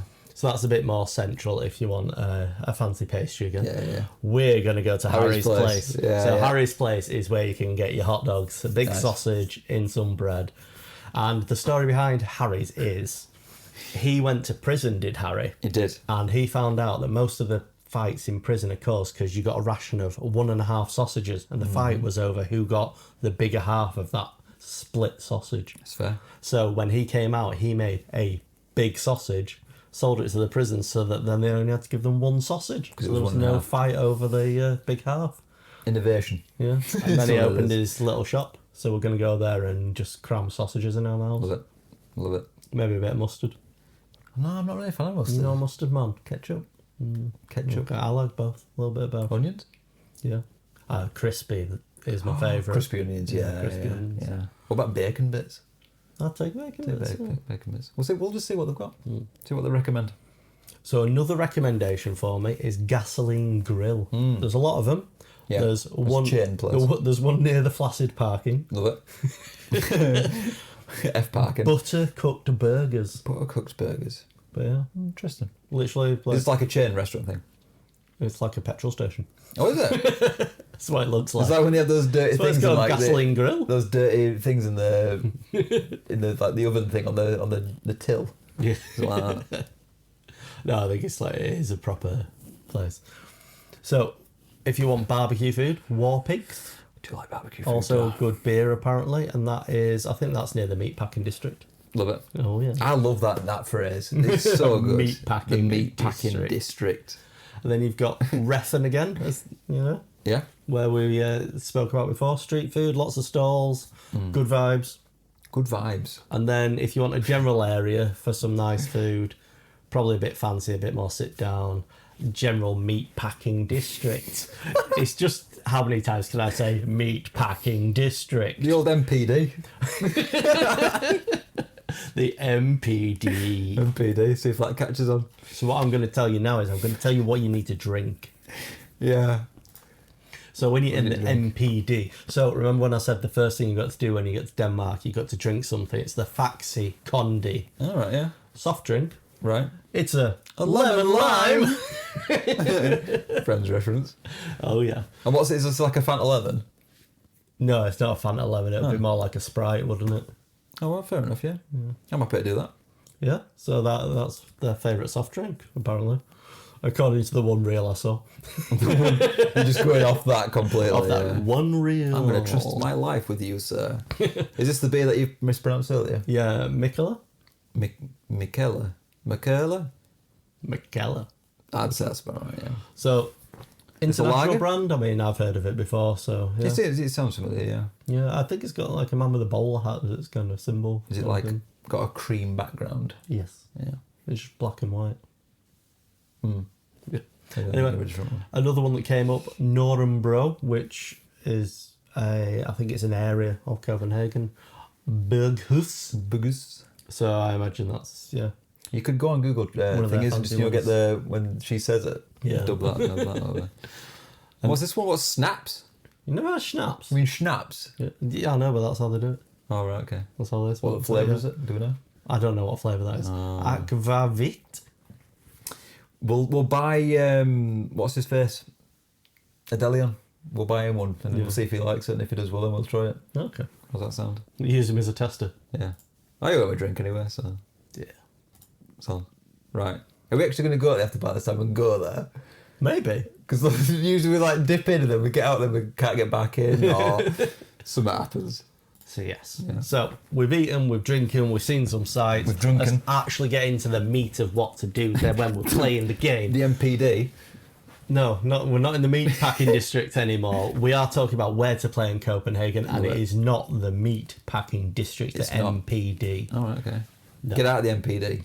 So, I had a look, and nothing's been announced officially, because they normally give you a suggestion, don't they? So one place I have seen, because this is where the Community Day meetup starts for their main central group, the Rosenberg Schlot. Schlot. Because there is obviously the grounds around the castle. I think if you walk a little bit further, you get into botanical gardens as well. Yeah. So there's a few areas around there. I guess the good idea is to play where the local community plays, because they'll know the the areas and stuff. So have you joined the Discord? Not the Discord. I guess Campfire. The Campfire. Group. I have joined the campfire. Yeah, so For raids, they generally meet at Tivoli Gardens. got you. Yeah. If you are going though, give them a bit of support. Join the group. I'm sure they'll be buzzing like with the amount of people coming through. I know we would be if we had it. So yeah, join. Get the numbers bumped up and. But the thing show some is, support. the one thing that is new for the City Play experience, City Explorer or City Play, whichever you're doing. Yeah. This go to 4 districts research. I like So this. we're going to be dictated by that. So we don't really know yet. No. So we don't know where we're going to be playing, really, do we? Because we have to go to at least 2 of them to get our Mega Mewtwo. Yeah, I'm assuming it's going to be worthwhile going to. So I'm happy to. I don't think you need to do them all, do you? Is it just the 2? I don't know about you, but There's 4 to do. Yeah. But you'll You miss get out. You'll miss the out on badge. your medal. Yeah, I do want that. Yeah, And I know you want the medal. We're doing this all is the 4. thing. We're doing it. We're doing all 4. So we've got to do all 4. But one thing I noticed on the official website, which is buried, and I haven't really seen anyone talk about this, so I think this is exciting. Oh, exclusive. It says visit trainer centres across the city. Yeah. But be sure to stop by our host locations popping up all throughout the city. Here you'll find all of your favourite Pokemon Go event activities and get the chance to meet trainers just like you. So this sounds like when you go to that district, these 4 districts, there might be like a trainer centre, as they're calling it. This kind of reminds me of a City Safari, but with a bit of an extra element. Usually the City Safari ones, there's no like man in it. It's just something to look at. I wonder if this is going to be to do with the Rotoms, because that has a little thing where it says Yeah, check look the at boards look to at the see. signs, yeah. So I wonder if that has anything to do with it. Yeah. So this is exciting. This is still information. This might be where there's the breaking news segment that I did last time. Oh, we had like half a suit on. Yeah. Were you wearing trousers? I wasn't wearing No, I didn't trousers. think It's you were. traditional, isn't No, I it? didn't think you were. See, this comes from when we used to do quizzes in lockdown, and I did a quiz, and we just had like a midpoint break. Yeah. And I'd literally been sat there in suit upper half and then just boxers. Yeah. Just for that break, so I could stand up and everyone would see that I was. I'm just glad you had the boxes on, if I'm honest, but it was very good. The quizzes were very good. Exactly. Yeah. It almost made the depression worth it. But one thing we are going to warn people about. So This is big a warning. bike lanes. Bike lanes is, just keep out of them. You don't want to get run over. No. But also mentioned in one of the Discords that I'm in, there is going to be a bike race. Yes. So this kind of takes up this whole area that this graphic shows. As you can see on it, Is the park like up this way, isn't it? yes, the park's out of the way. Right. They've got a timetable. So there is theoretically going to be bikes all over the place. Yeah. It's not just going to be like a pack of them. It's going to be spread out. There'll be a main pack, but there'll be leaders and there'll be stragglers, won't there? So if you do look on this website, there's this timetable, which kind of gives you an idea of when they're going to be in the centre of Copenhagen and how long it should take them to loop it all. So I've roughly estimated from about 2 p.m. to about 6. Fine for us, because we'll be at the park on our True. main day. That is true, But on yeah. Sunday, Could be, might be an issue.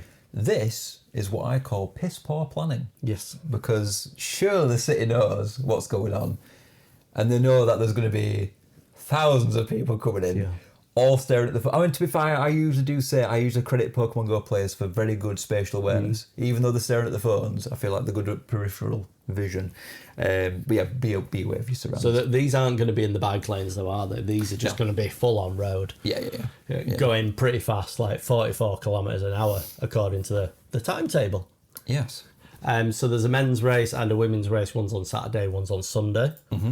So Friday, you won't have these issues. This is the area that's affected. Doesn't affect the park. No, it's out there. Doesn't affect Rosenberg Schlot, I don't think, or the Castle, which is that diamond star shape. Sorry. This, in the mermaid up here. Yes, the Mermaids up that way. So slight inconvenience. There are crossings to get over the course. You can see the them yellow things on the map. No, they're not the yellow things. They are the purple things with the little person inside. The yellow things are car crossings. You see. Interesting. Yeah. So Fair enough. What's this map for? I don't know why I made another map. I saw this. I was like, hang on, isn't this the same map? But just It is. shite. So on this map, this was just so I could show you. Can you see we are that purple writing at the bottom with the little bed? That green cross is where Rosenberg Schlot is. So that is the community day place. Oh, okay, right, yeah, I see. So you can see like all that bottom place. We're kind of This is the circle tower, isn't it? unrestricted. Yeah. Yeah, fair enough. So it's not too bad. It's not. And then we just need to find a crossing to kind of we can go around it. Depends obviously where we're going, doesn't it? trip. Yeah, But as I say, they're not going to be in town until after we've probably gone up to the park. true. Yeah. But for other people that are doing it the other way around, the morning session, you gotta be maybe have to aware navigate of this it. a little bit. But as I say, we don't really know where we're going to be playing. No, yeah. There's some options, isn't there? So one thing we are going to talk about is our friends at Doncaster Group Yeah. have done a bit of digging and organised And a an bit of a deal. evening tour. Campfire link in description if you want to join. If you come in, so it's a get on it. Friday 7 till 8. Kind of do the last raids. Yeah. You don't have to raid, you can just walk with us. You It's can just going to be chill a out, really catch chill stuff. do. Because I mean, you might not have the Friday add-on. No. So you might just be seeing normal stuff. Yeah. Might you can just still want play to chill the out game. with some people. Yeah, you can still play the game to whatever.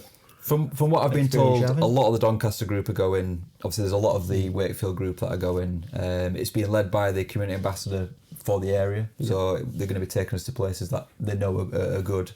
So there's going to be a nice mix of people, as is always the case with Pokemon Go. So it should be a nice to do. After we're finished, we're going to take the boat, Yes. as we said before. Well, hopefully take the boat. Hopefully take the boat, which is about £2.50. Yeah.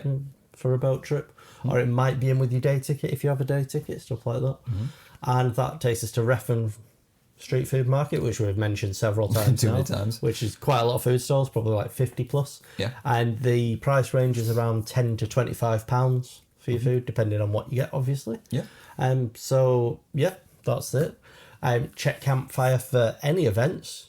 Yeah, there'll be other ones. Yeah, there'll not be just ones that one. I'm sure there's other people organising stuff. Yeah. Evening social, we'll talk about that. We've got a section later. We do, yes. That's on Campfire. Get yourself RSVP'd for that because they do need to know. Yeah, I think last time I checked it was over 300. So And it's like a 400 pasty. yeah, so that'll be fun. There'll be a lot of people outside. So to be fair, take your coat. usually most of them have kind of like an outdoory kind of everyone's chilling outside, whether you're smoking or just getting some fresh air or whatnot. So I would always recommend going to these. They're a good laugh. So meet other like-minded people from all over. Exactly. And occasionally, we'll talk about it later. We'll talk about it later. we'll get on there. We're The main on thing that. is, I don't have to organise any social meets this year because I'm just going to use these two. So Yes. So if you're from Wakefield Outlaws, normally what we do is we do a meetup. We'll the night before, usually the Friday before, we will go get some food, get some drinks, chill out, do some trades. This will replace that. So yeah, I think it'll be better. It's more organised. There's more people going there. So yeah, we'll take a big group photo and just have fun. Have fun in the sun. Right, am I on the right one here? Next one. This. Right, so what we're going to go into now is your park day tips. So what we want to tell you about the park day itself when you are in the park. Yeah. Not the meatpacking district. Not the MPD. The MPD. So, park day tips. So let's just start off with your morning park experience would be 9 a.m. to 1 p.m. Some people like to pick this one just to kind of get it out of the way. Because the park bit is kind of like there's a lot going on. You want to kind of get, like we've mentioned, your photo stuff, get all the bits and bobs done. So some people like to just get that out of the way and then it's finished. What's the reason we prefer the afternoon? Because we don't get up in the morning. That's that. Yeah, That's the one. You can have a bit more of a chill build up to the afternoon. So, We're night people. That's why it's now currently 12:30. It is 12:30. Yeah. So I also find as well there's an end to it. Yeah. I'd be kind of gutted leaving at like 1 p.m. and you can't. Yeah, because you have the finale of your park day. Yeah. Like, as we're going to talk about, the big raid. Last year we had the big Pikachu photograph at the end. Yeah. And then the Pikachu just dying. Yeah. Just It's like when they were like, right, time's up, deflating. kill it.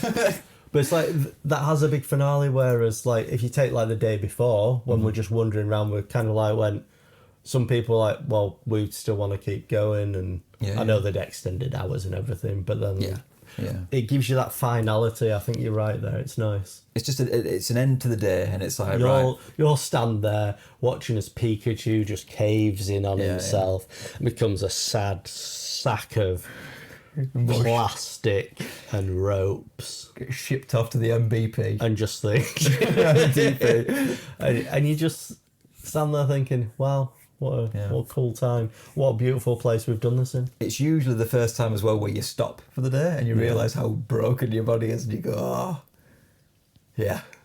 So, no, it's good. It's a nice kind of like you say, it's a nice finale finish point. So the full city experience is 9 till 6. Yes. Kind of follows the park, but doesn't have that break, because there is that break from 1 p.m. till 2 p.m. Just to get everyone cleared out. And so as we say with your tickets, if you outside of your time, your afternoon or morning slot, there are no spawns in the park. No. In that break between, there are no spawns in the park again. Yeah, so if you're in the morning, you've got really no reason to stick around, like get out of there. If you're bothered about playing the game, get out of there and get into the city. While you're in there, I think you can obviously still do like the meet and greets and stuff and all the little bits. So that is one of the tips that we'll bring up later, what to do with that extra time. That fallow time, let's call. I think last time we just sat on a field, didn't we, while we waited for it to start? Yeah, pretty much. It was good though. We used it to sign his guest book and stuff. That's on my list of stuff I need to do as well, guest book. Do your little guest book picture. Little guest book, yeah. So let's get into some actual things. So take snacks. Yes. If you don't want to stop, take your snacks. Yeah. Because you do need to fuel up. Take your water. But if you don't have these, there will be food and drink vendors. Yes. Again, I skipped this last year because I was an idiot. But you had some, didn't you? Or did you not? No, you I too didn't busy have going for the train. I was going the train kind of after the thing, you get locked in then before you know it's like 6 p.m. I had snacks though. I had snacks. You did. I had breadsticks. Breadsticks and some nuts and stuff. Yeah. It's good. One thing we've learned from previous years is there's generally not very much cover. Usually not, no. And if it is, it's only around the outsides. Around the outside. Like we've got people huddled under olive trees here, Madrid. Yeah, that was a fun one. We had some cover around the outside last year in Paris, didn't we? But then when you got to the top section, there was no cover again. No. Because it started being steps and stuff and the trees. The reason why I didn't get a shiny, what was it, the little... Carbink. Yeah, because you didn't want to stay in that area. it was horrible. Too hot. Got it in the kitchen a couple of months later. So, that was good. So I assume that's the same again here then. It's most parks, isn't it? It's one thing I did notice, just as a side, Thorns Park, there's more cover than town. It was raining obviously at the weekend. Most of it's under tree cover. I was like, how is it that there's more cover here than in town? So it's very limited for like rain and sun, isn't it? Because they do have trainer tents and stuff, but yeah. You're not going to get very far in there, are you? No. So you don't want to be stuck in there. So you've got to brave the elements. That's why you need to be prepared with your hats, your coats, your sunglasses, your sun cream, whatever that is, your water. What I might probably do is like the week before, I'll keep an eye on the weather and we'll get a better idea for is it going to be wet, is it going to be hot. So what I have said the best Pokemon Go weather is overcast, mid-warm. Mid-warm. So you can see your screen. Yeah. You're not getting too hot, you're not overheating. That's the perfect idea. So that's what I'm hoping for. Your phone's not overheating. Yeah. That's one thing we did miss. If it's hot weather, which is probably not going to be in Copenhagen, phone coolers. Yeah, it's one thing I've never really kind of tried with, It would have helped. You wouldn't have ended up with your Sandal Master Ball. That is true. Incident. Yeah, I wouldn't have lost a Master Ball to a Sandal. But then you wouldn't have my Sandal. I wouldn't have skill issue. You wouldn't have skill issue. Yeah, my baby. So what they do have in the park is they separate it generally into 4 habitats, although this year it seems to be zones. They seem to be moving away. So we'll talk about that later. But there will be different sections to it. Each one generally has its own photo opportunity, doesn't it? Yeah, usually has its own spawns. They try and kind of theme it a little bit for what's going on. It might have like something like a lounge, or it might have the trainers, but they're not generally connected to. No, they're just dotted about, aren't they? Yeah. But last year there was different tasks for different ones as well, so they might do that again. So you had to be in a specific habitat to finish that task. So your research, you had to be in a specific one. Yeah. So as we mentioned just then, lounges, which bit of cover, maybe a little bit of a sit down, maybe a bit of a recharge. I think they have recharging points. They do, yeah. Plug in, which is always useful if you're running out of battery or your battery packs have died, or you just don't want to use your battery packs as much. It prolongs it a little bit. So you also have battle arenas normally. Yep. So you can go and you just battle against random people, don't you? And the people that are there.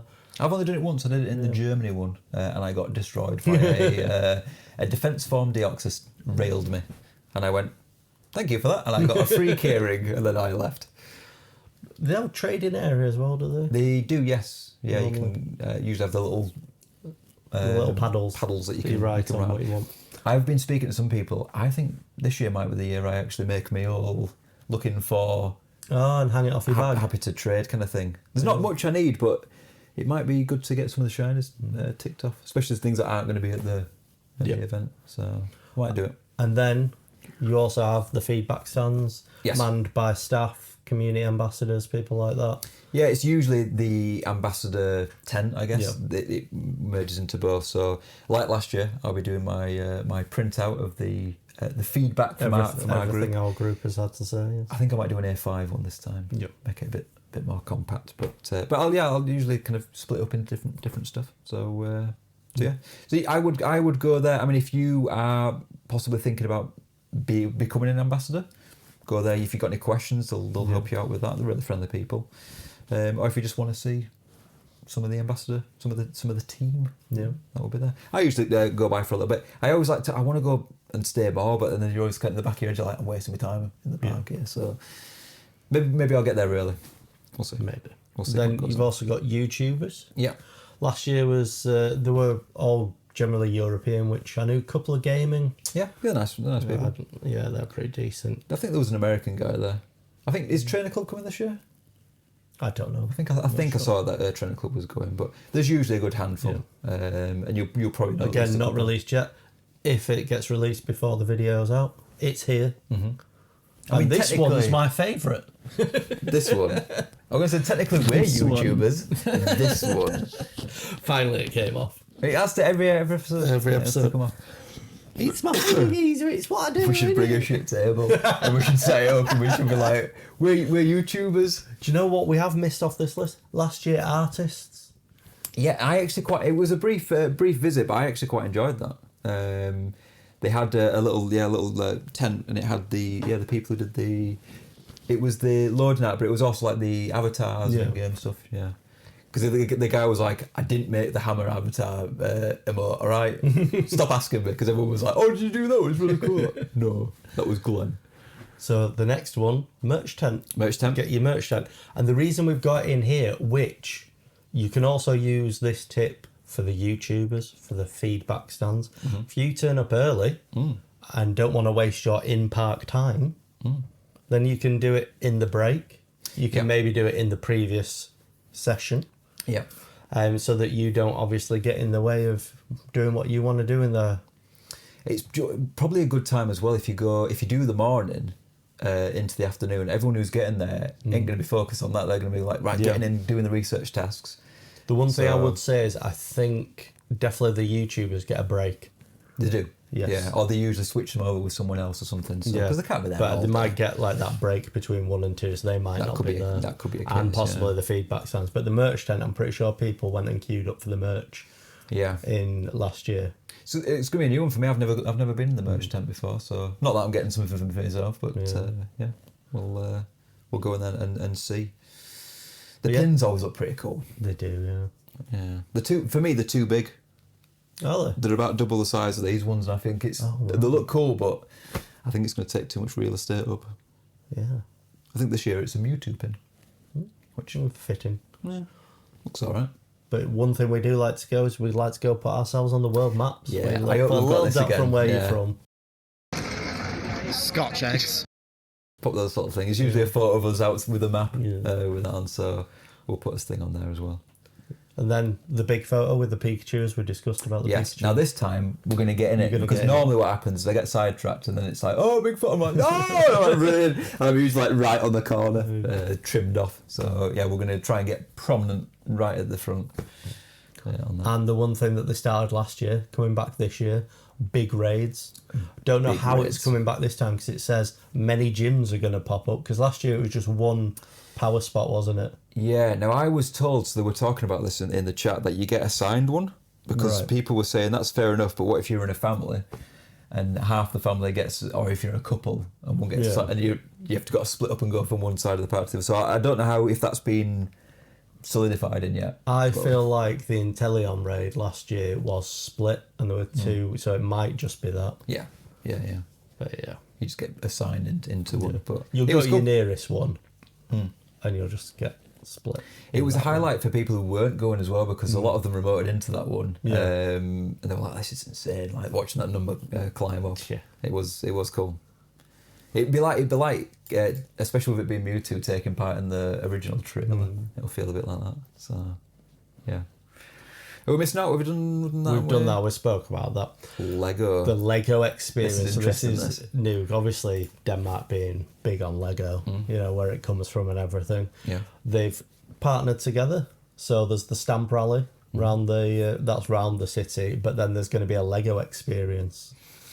Are we going to do it? I want to know what it is at least. Yeah. I don't know if it's just going to be a display or. I mean, I'll be build your own Pokemon. Oh my god! Just slap the auto catcher on and let's build some Lego. Yeah. Why not? Yeah, I'm really intrigued about this. Yeah. I like Lego. I like Pokemon. Put them together, you've got a good day. So yeah. So we've got, what's this, research? We touched on this earlier. Yeah, we did. Get your research done, your in-park research. So this is for your Zera Aura, isn't it? Yes. Normally what happens if you don't get it done is the tasks change to something you can get done. And everyone said that it's more difficult to do once you've left the park. Yeah. So we always generally get that done first. Yeah. Then we do a bit of trying to catch what we want. Then we normally meet up and go around the photo ops, don't we? And then we go back to just catching what we want again. But we always get that research probably done first hour, don't we? Yeah, it's just get it out of the way and it's finished. So yeah, it's hard because you don't want to be stressed. You want to enjoy it. But so I always say don't rush about. Do it at a pace. But it's just about prioritizing, getting stuff done. So that once it is done, you've got a choice. You can go, right, what do we want to do now? Do we want to go do? And usually that's when we can all split off. Someone will do raids. Someone will just, they'll go, I want this specific Pokemon, so I'm going to stick in this habitat. So get that done, and then go find. I want to see like a big Snorlax again. That was my highlight from the big Madrid one. Snorlax. It was cool. So yeah. One thing I was wondering about, would partying up help at all during Go Fest, especially the park experience? It would help you with people's locations, but would it kind of get in the way? So here's one thing I forgot to add on here. Locations. Yeah. We can use the CDO map tracker. Yep. I can set it so it's wherever it is, park, say the whole thing, whatever. I can add people from the list. So I can have you, me, anyone. I can put them all on, whoever wants to do it. We could use that to track ourselves. But for the average person, could they? Theoretically, you can do that. You can see like is there any reason to party up, or does it just get in the way of the experience? For the most part, I find it does. Yeah. So you wouldn't recommend partying up? No, there probably won't be any bonuses that you can't get normally. If you can manage to get checked into an official ambassador meetup, you will get extra egg distance off by being in a party. Right. That's a bit of a if, buts and maybes. Yes. But if you can, that's the only bonus. So I won't worry too much about it. You have got routes here. Yep. I recommend if you can get a route on, especially if it's a long one, just set it and have it going.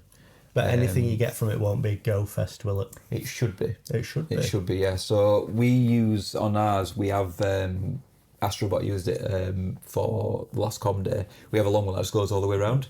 He said on average, he worked out he probably got 300 extra spawns from route spawns. So if you can get a real long one, just put it on. There's no harm there. You'll get a few extra ones. But I won't worry too much about setting and... I was wondering if they could set up like a temporary Go Fest one. They can. I know when Doncaster had their meet, they had official routes. They had a little orange emblem on them, which I'd love to get. Because they could build some functionality into it, couldn't they? Mm-hmm. But I think what they'd need to do is do it through the research to get people onto it. Yeah, usually you'd have to have something in the game to get the person to do it. So it's self-explanatory kind of thing, not somewhat, you need to have done your research before you go, because that's the bad thing about it sometimes. Some of it's not self-explanatory. Like we only know from last year that some people didn't do the research. Yeah. I mean, we were lucky enough, we did it. But some people didn't do it until they'd left the park, and then they were like, well, it's fucking and nowhere did it say now, you're best getting this done beforehand. Or if it did, we didn't see it. Is that our number one tip then? Get your research done. It'd be up there. I'd say top 5. Just get it done. That's it. They need to make sure everything that they do is just more self-explanatory. Like how Minecraft does it, if they get something new, they'll have like an achievement. Yeah. Or to a tool direct tip or you something. to do something. Yeah. Well, I think, so what I want to try and do, obviously where people can use it as well, but I think for our group, I want to get some kind of like a loose schedule together. And in there, I'll put on tips of use it. Because you sometimes just forget. I mean, I forget, and I tell people to do it. I'm like, put an end sentence on. An hour goes by, I'm not putting an end sentence on, and I've told people. So that's something we haven't said. Get an incense on, get a star piece, get a lucky egg. All on, But no, I think they need rewards. to utilise routes more often. Yeah. I think it's, I mean, we've been using it in our park. It just helps people to know where the routes are, where to go, without actually having to get a separate map or things like that. So hopefully they do utilise it more, and there is some. And if there is, I'd recommend using them. You'll get some extra bits. So I'd recommend it. Cool.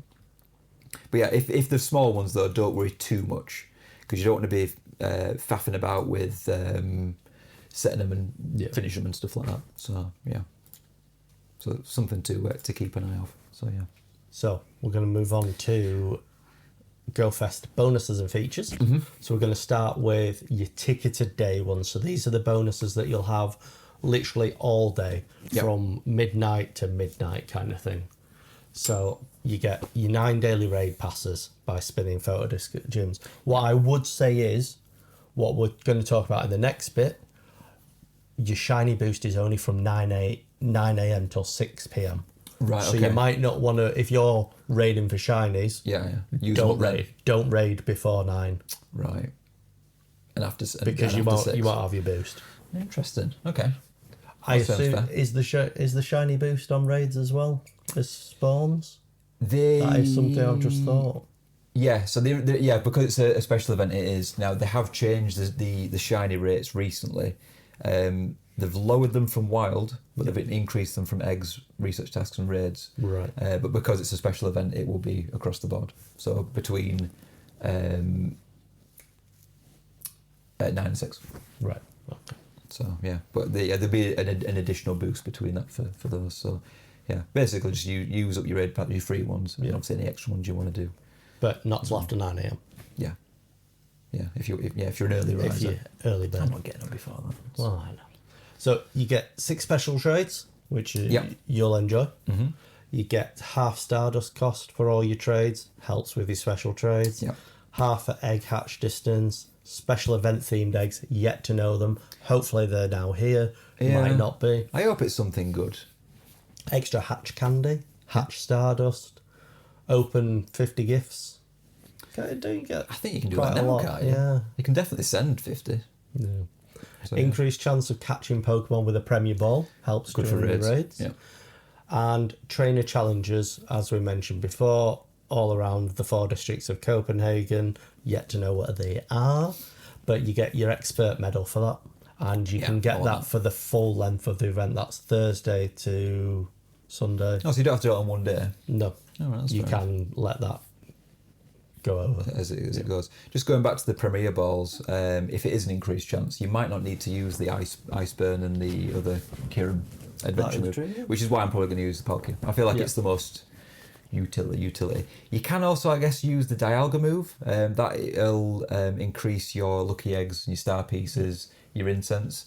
If you don't want to use multiple ones, you can use that to put I've it on. got so many now that Personally, I think it's cheaper to just use the items itself rather than using the Dialga candy. I think that's rarer. So So we'll move on to what you get during your ticketed hours. Yep. So this is special event themed stickers. Get in there, Erin. Yeah. I bet she's gutted she's not going to get those stickers. So upset. 2 hour lows, incense, catch candy, excluding your daily incense, that is. Yeah. But as you said, like, it's easier to just use a normal incense than try and by this extend it point, with you an should event track effect. So Yeah. So you've got your hourly event themed research. So hourly sounds like it refreshes. Yeah, so this happens. Does it happen on research days? There is certain ones where it will, so you don't have to worry about that. So if you've gone round them all, there's none that you like. Next hour there might be some that you want to do. We said don't party up, but increase time for party play. So this makes me think they are going to put something in there. So there may be there is tasks that you can get, like an Eevee t-shirt sometimes. Yeah. So they may put something that is exclusive to the event. So look out for that. Just keep an eye on it. If there is anything, there might not be, but test it out and see where you're on. Sometimes if I'm in a party and I don't want to be interrupted all the time by the tasks, just pick something you're not going to do. Yeah. If you're not going to be raiding that much, pick do a charge attack or something. Yeah. Or if you're terrible at X-Run throws, pick X-Run throws, so you don't have to worry about that. I'll do that one then. Yeah. As we were mentioning earlier, increased chance of encountering shiny from 9 till 6. This is clearly one of the biggest draws for it, really, is what we're going for. So, and then your Mega Mewtwo research. Mm-hmm. And that's as we have said several times now, you have to go to two different parts of Copenhagen at least to complete that research. You get a Mega... Well, you don't get a Mega Mewtwo, you get a Mewtwo with Mega Level 1 unlocked. Got you. Is this the one where you could be more than one? Yes, if you're lucky it could be 2 or 3. Cool. And obviously you have to have chosen in your research, you'll choose an X or a Y path, won't you? Yeah. So there'll be Mewtwo raids about. There'll be shiny Combat Breed Taurus. Now, I'm interested about this because this will technically, theoretically finished my Kanto shiny decks. Yeah. I am still missing the Kanto Farfetch and Taurus. Yeah. But it'll show up as complete on the decks. And I'll take that's it all for you now. care? That's all we'll care for now. Do you know what I find weird about this? That everything's like fire. Yeah, so we've got Candela. But why have we not got the fire? We've got combat. Yeah.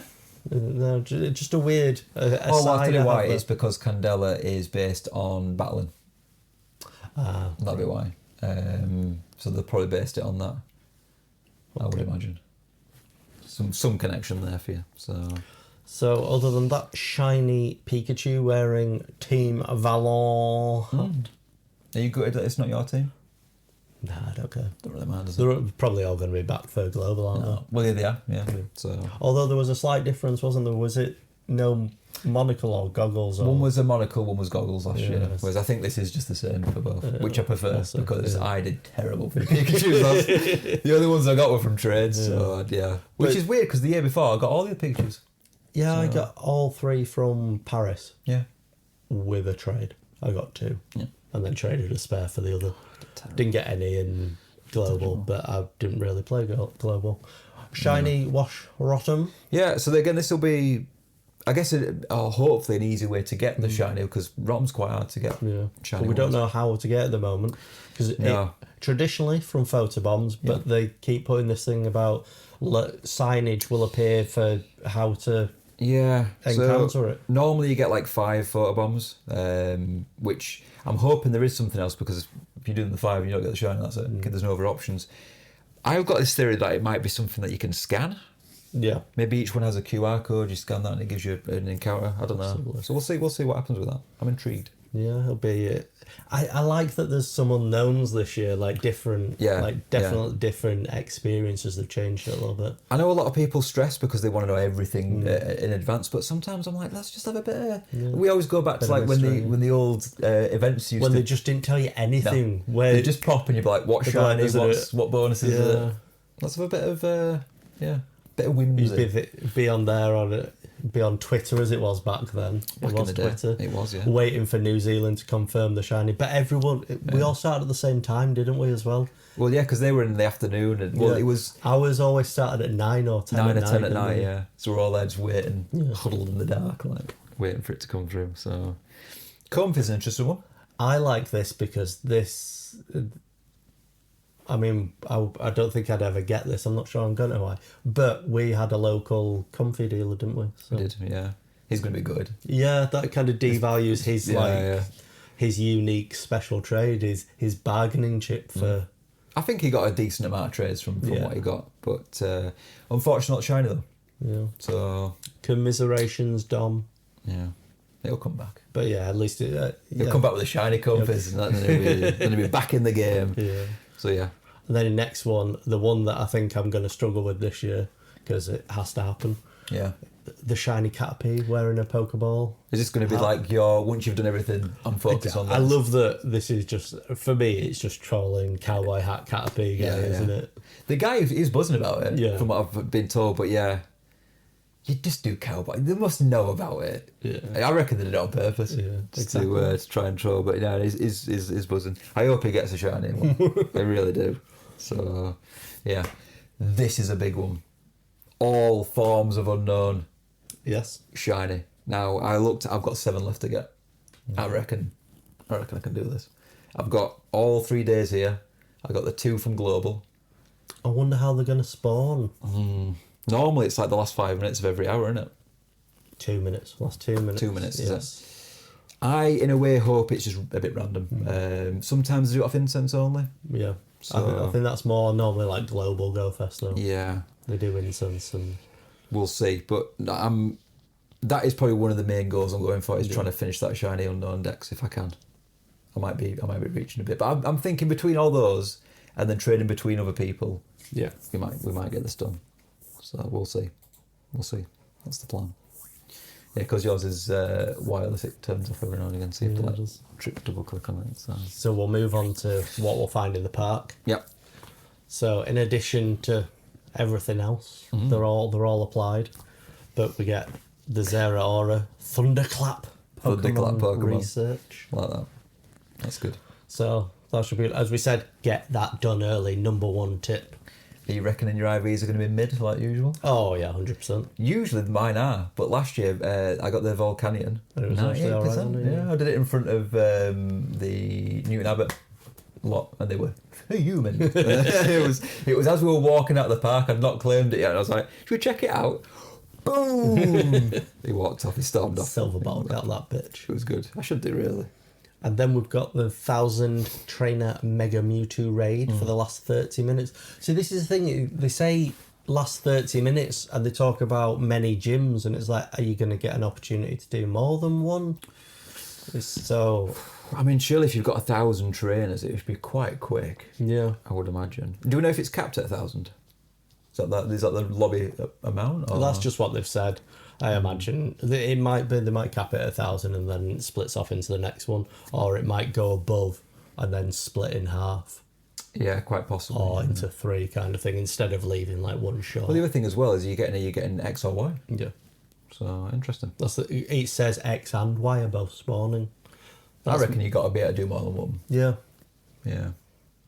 Unless it depends on your research and the only ones that spawn for you are the one that you chose. Your specific one. Yeah. That could make sense. Possibly. Yeah. So we'll see on that. We'll find out at Tokyo, really, won't we? Yeah. But you Which get is this weekend. Do you know what we missed out on? Location background. You get a location background when you catch it. Yeah. I think that's guaranteed as well. Yeah, that's pretty good. So yeah. Yeah. I'm guessing this is the last 30 minutes of both your morning or your afternoon. Yes. Yeah, it's not just your afternoon. That's good. No. So you've got your timed research, you've got 4 skill-based zones, and the Fælledparken during the park session. Mm-hmm. So this is where we seem to have moved away from the biomes, and we're now having a recruitment zone where trainers can complete raids, learn more about each team, and put their PvP skills to test at the battleground. So that seems like a battling zone. Yeah, I wonder if they'll have like raids and rocket PvP. rocket leaders maybe and stuff. Like that. No, that's further down. Oh, is there another one for that? Yeah. Oh, yeah, there is. Yeah. Conservatory zone. Interact with Pokemon. So this looks like a wild. All I just had a thought there is just safe style showroom. The conservatory zone. Get me out of here. Yeah, No, that seems like wild spawns, up close with all shapes and sizes. Anything across your Pokedex might appear. I'd love to go to something like this and it just be all the Virizions, all the different patterns flying around. That'd be mint. That. Then you've got the cultivation zone. Learn about Pokemon through special event-themed research, event-themed eggs, and increased incubator effectiveness. So it seems like they're segmenting the gameplay into different areas. Yeah. Well, that'll help to get people on what you want to focus on. Like, so at the end, you might pick a section like, I want to hatch eggs, so you go to that one maybe. Or you might choose this last one. Team Go Rocket's hideout. Complete rocket battles and shadow race to reclaim Pokemon GO Fest for Candela and Team Valor. Valor. Yes, Valor. Hate that. Yeah, interesting. So yeah, We'll see how that works. This seems to be a move from the traditional habitats of I like it. It could work. I've never been massively bothered for the habitats. No, I think we mentioned I'm just this last wondering what the spawns will be like in between them, because none of you have Nothing's specific, is it? the conservatory zone. Yeah, safe style zone. Safe style UK. They seem to have all the spawns, but there's going to be spawns in all of them, isn't Sure, there? yeah. Yeah, it'd be interesting if it's all the same for them all, or if it is specific. I do like the fact that it is biomed sometimes, so that you can go to areas you want to specifically search for. You can kind of go, I want that one, so I just need to be in this bit, and I know there'll be loads of spawns. Yeah, we'll see how it works. Yeah. And we mentioned last time though, I think with the biomes that we weren't that bothered from. I think, or we didn't think it was. The real world didn't really kind of work with the you didn't really know what you were in kind of thing. Yeah. So it's just a different colour on the map in the game. Yeah, essentially, yeah. So what we're going to talk about now is extra tickets. Add-ons. So your City Explorer Pass or the City Adventure where you don't go to the park. Yeah. I think they're the same price. Yeah. It's £17. So that's all your bonuses that we talked about before outside of the park. Raid Lover, £14, and that gives you 18 raid passes for a day. Extra XP, extra candy, XL candy, as long as you're 31 or above. This works out pretty good if you are going to be, raiding a lot. You may as well, hammer the raids. It's cheaper than buying the raid passes separately. So. But do you know what is terrible? The Egg Enthusiast at £14. Yeah, because all it gets you is 1/4 hatch distance, 3 times hatch XP, candy, and Stardust. You don't get any incubators to do it with. Last year was the same, yeah. Although, does the egg? I'm assuming the distance adds on, so you get half and then a quarter. I don't know if it stacks though. Yeah, well, we'll see. Yeah. We'll see when we get Well, there. we won't because we're not fucking doing it. Well, no. We're not doing it. We're not leaving. No incubators is bad. At least put 5 or something in. But then you have a new option, the Premier Access Pass. Yeah. Let's have a look at the Premier Access Pass, Adam. You're doing it. Yeah, 100%. How you doing it? No. You get quicker entry to the merch tent. By the looks of it, they call it Pokemon Centre pop-up store, but I assume merch tent. Yeah. You get a special Premier Access lounge, so VIP with better toilets, chargers, lockers, and then you get an exclusive collectible item for in-person pickup. Wonder what that's going to be. A plunger.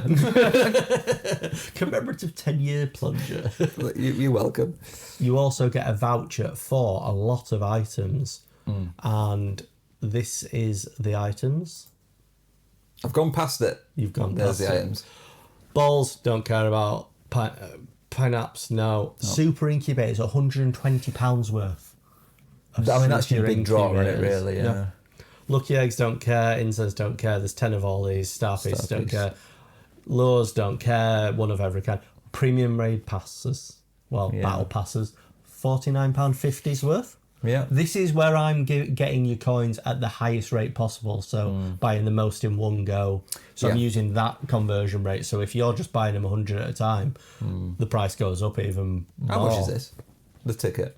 70? £78. So if you are going to use 100 super incubators, 100 passes, and 20 max particle packs, which is about £17.85. And I guess if you don't have to And use you'll it be keeping for them, this wouldn't event, you? you can use These them aren't going to be going. No. So if you were going to use them over, like, say, the next year, it's actually kind of worth it. I know it's a big layout, but yeah, I actually think it's And you get all the not extra a stuff bad as well. deal. So Yeah.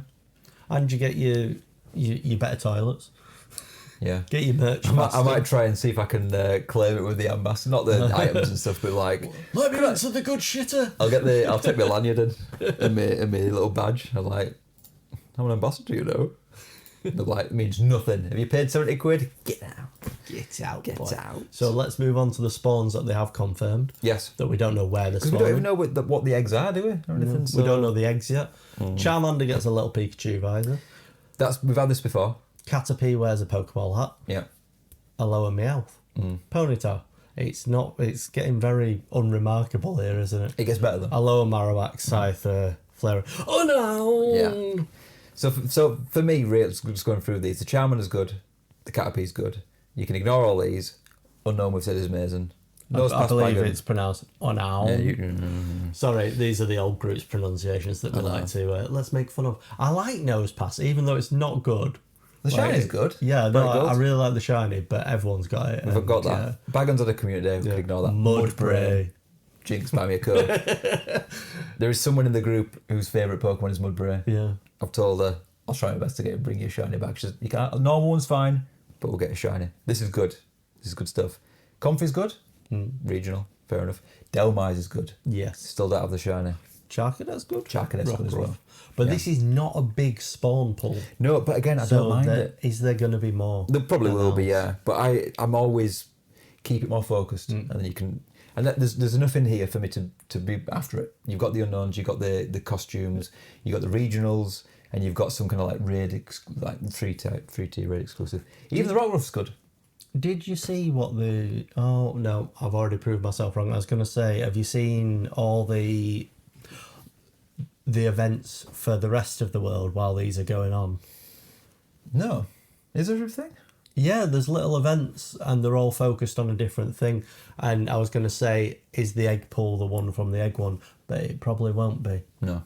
Because that's only for one of the one of the worldwide events. Oh, is this the one that's got like, it's for the team thing, Yeah. so Krabby? Yeah, Yeah, the Krabby one. Yeah, I'm so glad I'm not going to, is it Tokyo first? Yeah. Missing out on Krabby spawns. Yeah. So yeah, I've disproved my theory there that that was going to tell us the egg pool. But let's move on to the raids. As long as we can get the dusk form for this is also good, because I still need that as well. So this is where things I'm not interested in at all, really.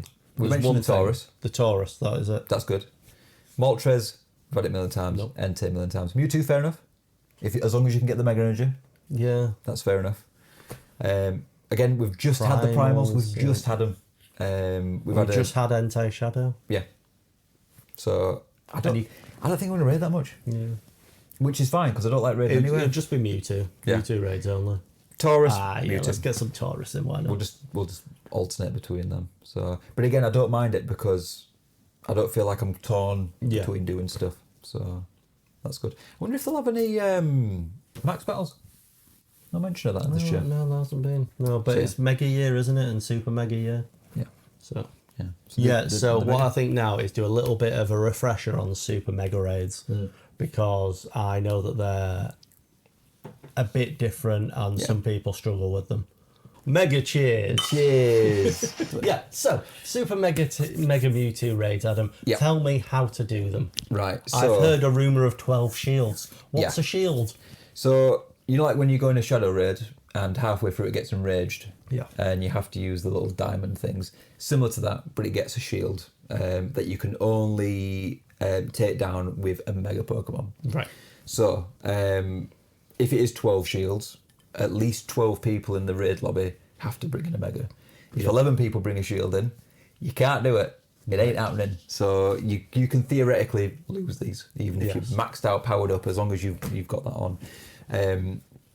The main strategy is to obviously Mega Evolve something beforehand. I've got a list coming up of which ones are the best ones to do, but put it in the last slot, because if you put it in the first slot and it dies before the shield comes up, You haven't got one. ain't going to work. So the good thing is, even if it's in the last slot, as soon as the shield comes up, it automatically gets thrown in. Automatically So pops you out. don't have to be Good to switching know. out. Right. It'll just come in, you use the charge attack, done. How many times do the shields come up? Once. Only once? Right. So once you've taken it out, like with the enrage and the thing, The Mega doesn't pop back out? No. You just keep going with it, but you don't need the Mega anyway. So I think once the shield is done, your Mega will continue. So you can switch out if you want, but once you've done it, it's fine. Yeah, It's not. because you don't need it again, so No. it doesn't matter if it dies.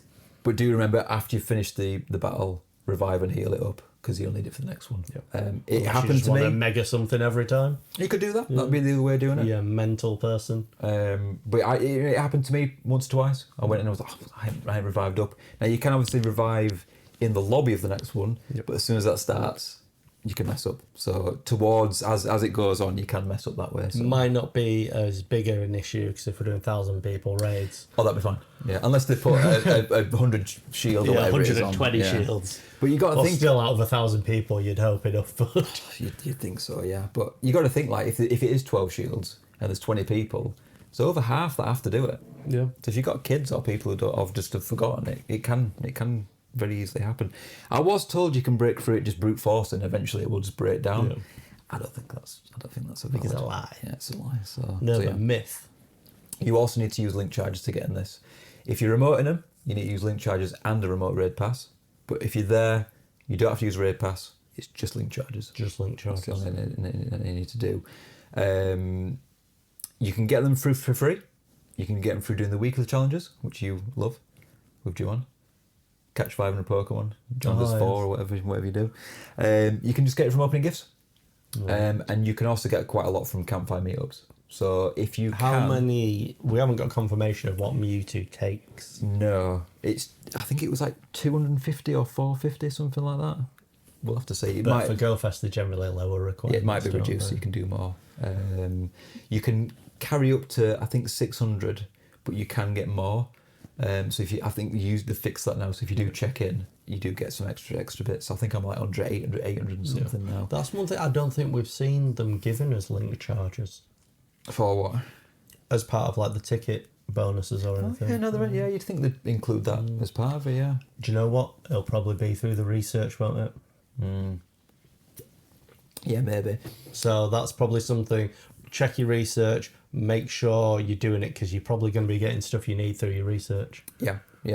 But I'd recommend going with them maxed out. So as I say, do open your gifts, do your weekly challenges. If you can get some meetups, raid hours, anything that's raid related, you get 100 link charges for. So get those stocked up. Obviously, you can buy them as well. Yeah. So there is that. If you don't use them all from the super megas, you can also just use them on regular megas. Yeah. I mean, you don't have to use a raid pass. You have to use your orange ones first. Right. If you have orange passes in your bag, you can't use your link charges. Orange always comes first. Orange first, spicy orange. Then you can use your link Then charges. you can use your beige bad boy. Beige bad boy. So Now you're going to tell me what I should use against them. Yeah, I figured I'd put this in because it's obviously a key thing. Y is straight psychic. Yep. X and Y is psychic and fighting, so you need slightly different things, but some of them cross over. Yeah. Your megas, we'll put a list up here now so you've got them. Your top three mainly is your Mega Tyranitar, Houndoom, Gengar and Rayquaza.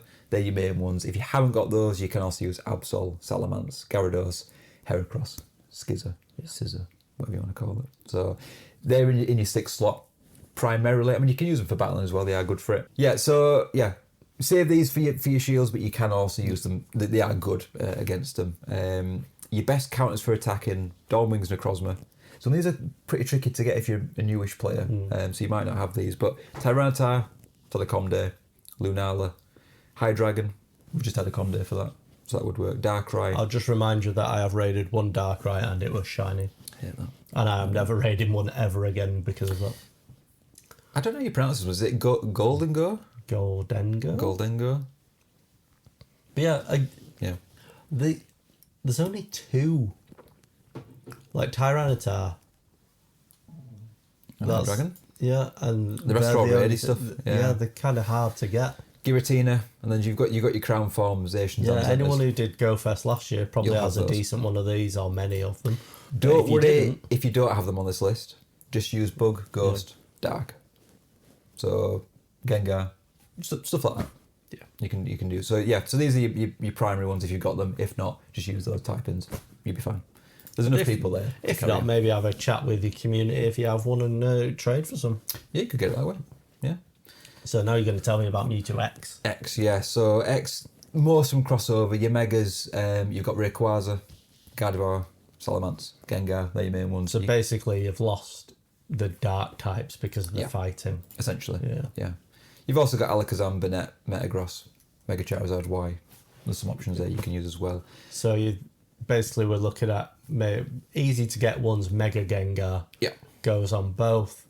Then you've got looking at that You got some flying stuff in here now because of the fighting. is not so great. There isn't No. a very good crossover for anything that's easy to get. Golden Go's the only one that's on both. But he's not easy to get. It's not. It's very difficult to get. Transwordization. Giratina could be an option. Yeah. If you've read that, but again, if you haven't got these, Ghost, Flying, and Fairy Yeah. is what you want to go for. So even if you've just got just general stuff like just normal Gardevoir, Yeah. use that. You'll be fine. There'll be enough people to carry you, Yeah. so you'll be good. Community power. Community power. But yeah, just get a team set up, and then you don't have to worry about it. It's just ready to go. Then get it saved. Get it saved in. So we're now going to go into a little bit, and again, I'm going to rely on you here because you're more the collecting type. I'm just the turn up and have a good time type. I'm Yeah. the vibes guy. Good vibes. I'm the beige bad boy. God, the spicy orange. Beige So- bad boy. Regionals and trading. So the only thing I'm really going to say is getting your discords, Yeah. random discords that are set up for the Are you in people. some? I am. You need to send me yes. the links because I've I will slapped on stick that. a link to the one I am in. They do all three All this right. year, so Yeah. but mostly focused on Europe. I think European one. I used one last year for Paris, and that's how I got the standard Yeah. unknown decks done. I think it's good. I'm still friends with them now. I'm working on that forever friends. So it's good. So campfire groups is another. Yeah, they're easy to Good find. You shot. just go on the map, search around. If it's got a purple star, it's an official. Like if master you stop. look in Copenhagen now, you'll be able to find all the communities going Yeah. because a lot of them are setting up meetups, aren't they? Yeah. Now I don't know if I don't know if they're allowed. we're not technically allowed because it's taken away from the local community one. So I guess if we do have one for us, It might be like an unofficial one. I don't want to fill the map up and mess about with that. So, like I said before, support the local group that's there. Join theirs because they will have local knowledge. Local knowledge. So yeah. But yeah, like I mentioned, obviously we set up there. Once you're friends with these, I'm still friends with them from previous years. You may never see them again, but now there's the remote trading feature. Yeah, you can always do it. Fantastic. So so you can use them to set up, your trades. You can maybe get a bit of a discount on your Stardust outlay. Yeah, if you do it at least a great friends. Yeah. So yeah.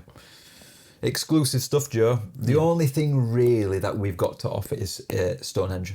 Yes. It's not Stonehenge, it's Stonjourner. I know, but we call it Stonehenge. Yeah. I gave one to a random American I just found on the street when I got lost last year. They love it. I mean, I got all sorts. And I'm still getting it from remote trades now. Yeah. Every time it goes in, I'm like, before I even click it, I'm like, is this a Stonehenge? So, yeah, bring that one. That's the only one that's exclusive to us specifically. In the UK. You've got some other options, but these are more kind of Europe-based. Yeah. So you've got your Mr. Mime, your Mime Junior, Volbeat, Zangoose, Mesprit, if you've got them from raids, Panseer, Sork. Sork and Heatmore are a weird one because they've switched. Sork what? Sork on these nuts. Because they've switched. So we originally had Throw. So that's not a major thing. Can you remember when it first came out? And they did it wrong. Oh no, it was Zangoose and Survivor. But and they they did it with switched Sork it and Throw as over well. without telling us. Yeah. And I caught one and I put in the Discord. I was like, I've caught this. I'm not spoofing. Yeah, and it was a genuine mistake. They switched them around, but they did it with Sork and Throw, same thing. So, but they have been switched since then, and Heatmore and Durant as well. But you never know if you've got some Oricorio as well. We have a specific one, and Red Farm Club Baby. Yeah, you got some options, but Stonehenge is probably the one that we've got to bring. But let's be honest, there's be other stuff. Shinies, rare things, maybe backgrounds. If you've got a London background, for example, something like that. Or if you've been to a previous Go Fest, other people might not have been. Costumes. Yeah. So you've got those options. So, because we're drinking beers. Beers, cheers. Beers, cheers. Yeah. After party time. Where are we having the after party? Old Irish Pub. Is that what it's called? And it is at this place, which will be down in as well as the campfire link. Yeah. So this is organised by a friend of ours. Adelion, yeah. London's finest. London's finest. Along with some of the other ambassadors. Yeah. I think there's ambassadors and then there's another, like a leader guy that they've put I think on a professor. I think it is a professor, yeah. They've got like the Copenhagen ambassador, London's finest ambassadors and some professor. Yeah. Pokemon professor. Are the professor one's part of the PvP tournament? Are they? Yes. Yeah. So is Dom technically one? I think so, yeah. But yeah, so it's led by some pretty... Yeah. What's also nice as well, I think it's good for London's finest as well, is they always not struggle, but it's hard to book a place on, because you don't know the location, you don't know where it works around. So by having someone on the ground who can say, look, this is a good spot, it's plenty of space. I think this is going to be a good one. Yeah. I'm excited about this. No, it'll be good because, so it's on the 13th, which is the Saturday, 7 p.m. onwards. Radhuspladsen, this place. There's a lot of text I'm going to have to put on screen, isn't there? Yeah, and translations. It's the nearest metro if you're coming from a bit further away, out of walking distance. Yeah. So, yeah, we've been to the past two. We went to Madrid. Yeah, I did the one in London as well. You saw Brandon's Tan. Yeah. I did, yeah. So, as we were mentioning there, you do get the odd celebrity in. Yeah, a couple of YouTubers come up. Fleece King. I don't think he came inside, but I think he was outside talking to people. Cricket was Joe there. Beats were inside. Joe Beats. I feel like we're forgetting someone. I don't think Trainer Club... I didn't notice him last year, but the year before in Madrid he was there. Yeah. He was there in London as well. So... Did Brandon go in for a bit? I think Brandon was outside for a bit. So there's usually about. There'll be a lot of ambassadors there. Yeah. So that is another thing we haven't mentioned. There's, as well as like the official meetups, some of them are there and they're not partnered with the actual Go Fest itself, but they host their own unofficial their official meetups. Unofficially. Like people like Yeah. Brandon Tan might have a big meetup. Oh yeah. like when You used to have them like in surrounding parks and stuff. Go and get a. But Brandon Tan's had a baby recently, so I don't know what he's up to at the moment. But congratulations, Brandon. Yeah, congratulations, mate. As coming from a new father himself, yeah. And an old father. And an old or father. a medium. Am I a medium father? You're a beige, whatever you called yourself. A beige bad boy father. Beige. Oh, that could be one of the bees. Yeah. Nice. What, beige or bad boy? Both. Stick them both on there. All three. All three. Beige bad boy. Yeah. Yes. So anyway, yeah, good times at the after party. Meet like-minded people. I'd recommend it. It's good. It's like we've mentioned before at the end of the park. It's like a nice finale. Like obviously you got the Sunday play as well, but it's just a nice kind of end. We've all done the exact same thing. We've all, his legs are a bit on the weary side. You go have a couple of drinks, just chat with local people. Yeah. This time I'm not going to be absolutely hungover, so that'll be the Sunday. Yeah. So yeah, I'm gonna attempt to be a bit more social this time and not dying inside because it's a long day. It's a long day, but no, it's going to be good. So yeah, that's the after party, and that's the end for us. I think that's everything we've got to tell you. We hope it really helps out. If you do have any questions, put them in the comments. We will get back to you. Yeah. If this is on a social media video, comment on there. Yeah, we get the notifications. In the Discord if you want. Wherever you can find us, we will reply. If we don't know, we'll find out. If we do know, we'll tell you. And if there's updates as between when this gets released and it comes through, we'll keep everything updated. Yeah. We'll either be posting them on the socials, in the Discord, wherever we can, or if we're lucky enough, we might even manage to edit them into the video. And that'd be nice, wouldn't it? So, yeah. I'd just like to give a big shout out to Leak Duck, because I will have used your graphics. They are the best. And also listening to his lo-fi beats. Yes. Why not? Do you know what? From day one, Leak Duck's been there. Yeah. Thanks for listening to the guide with the Banter Burley, and you've got to catch them all. See you in the Fælledparken. Fælledparken. Why do we sound German? I don't know. Because we don't know what a Danish accent is. Well, that's true. Yeah, Right. We'll find out. Out. See ya. Oh, yeah, sorry, it's big Pokeballs and out.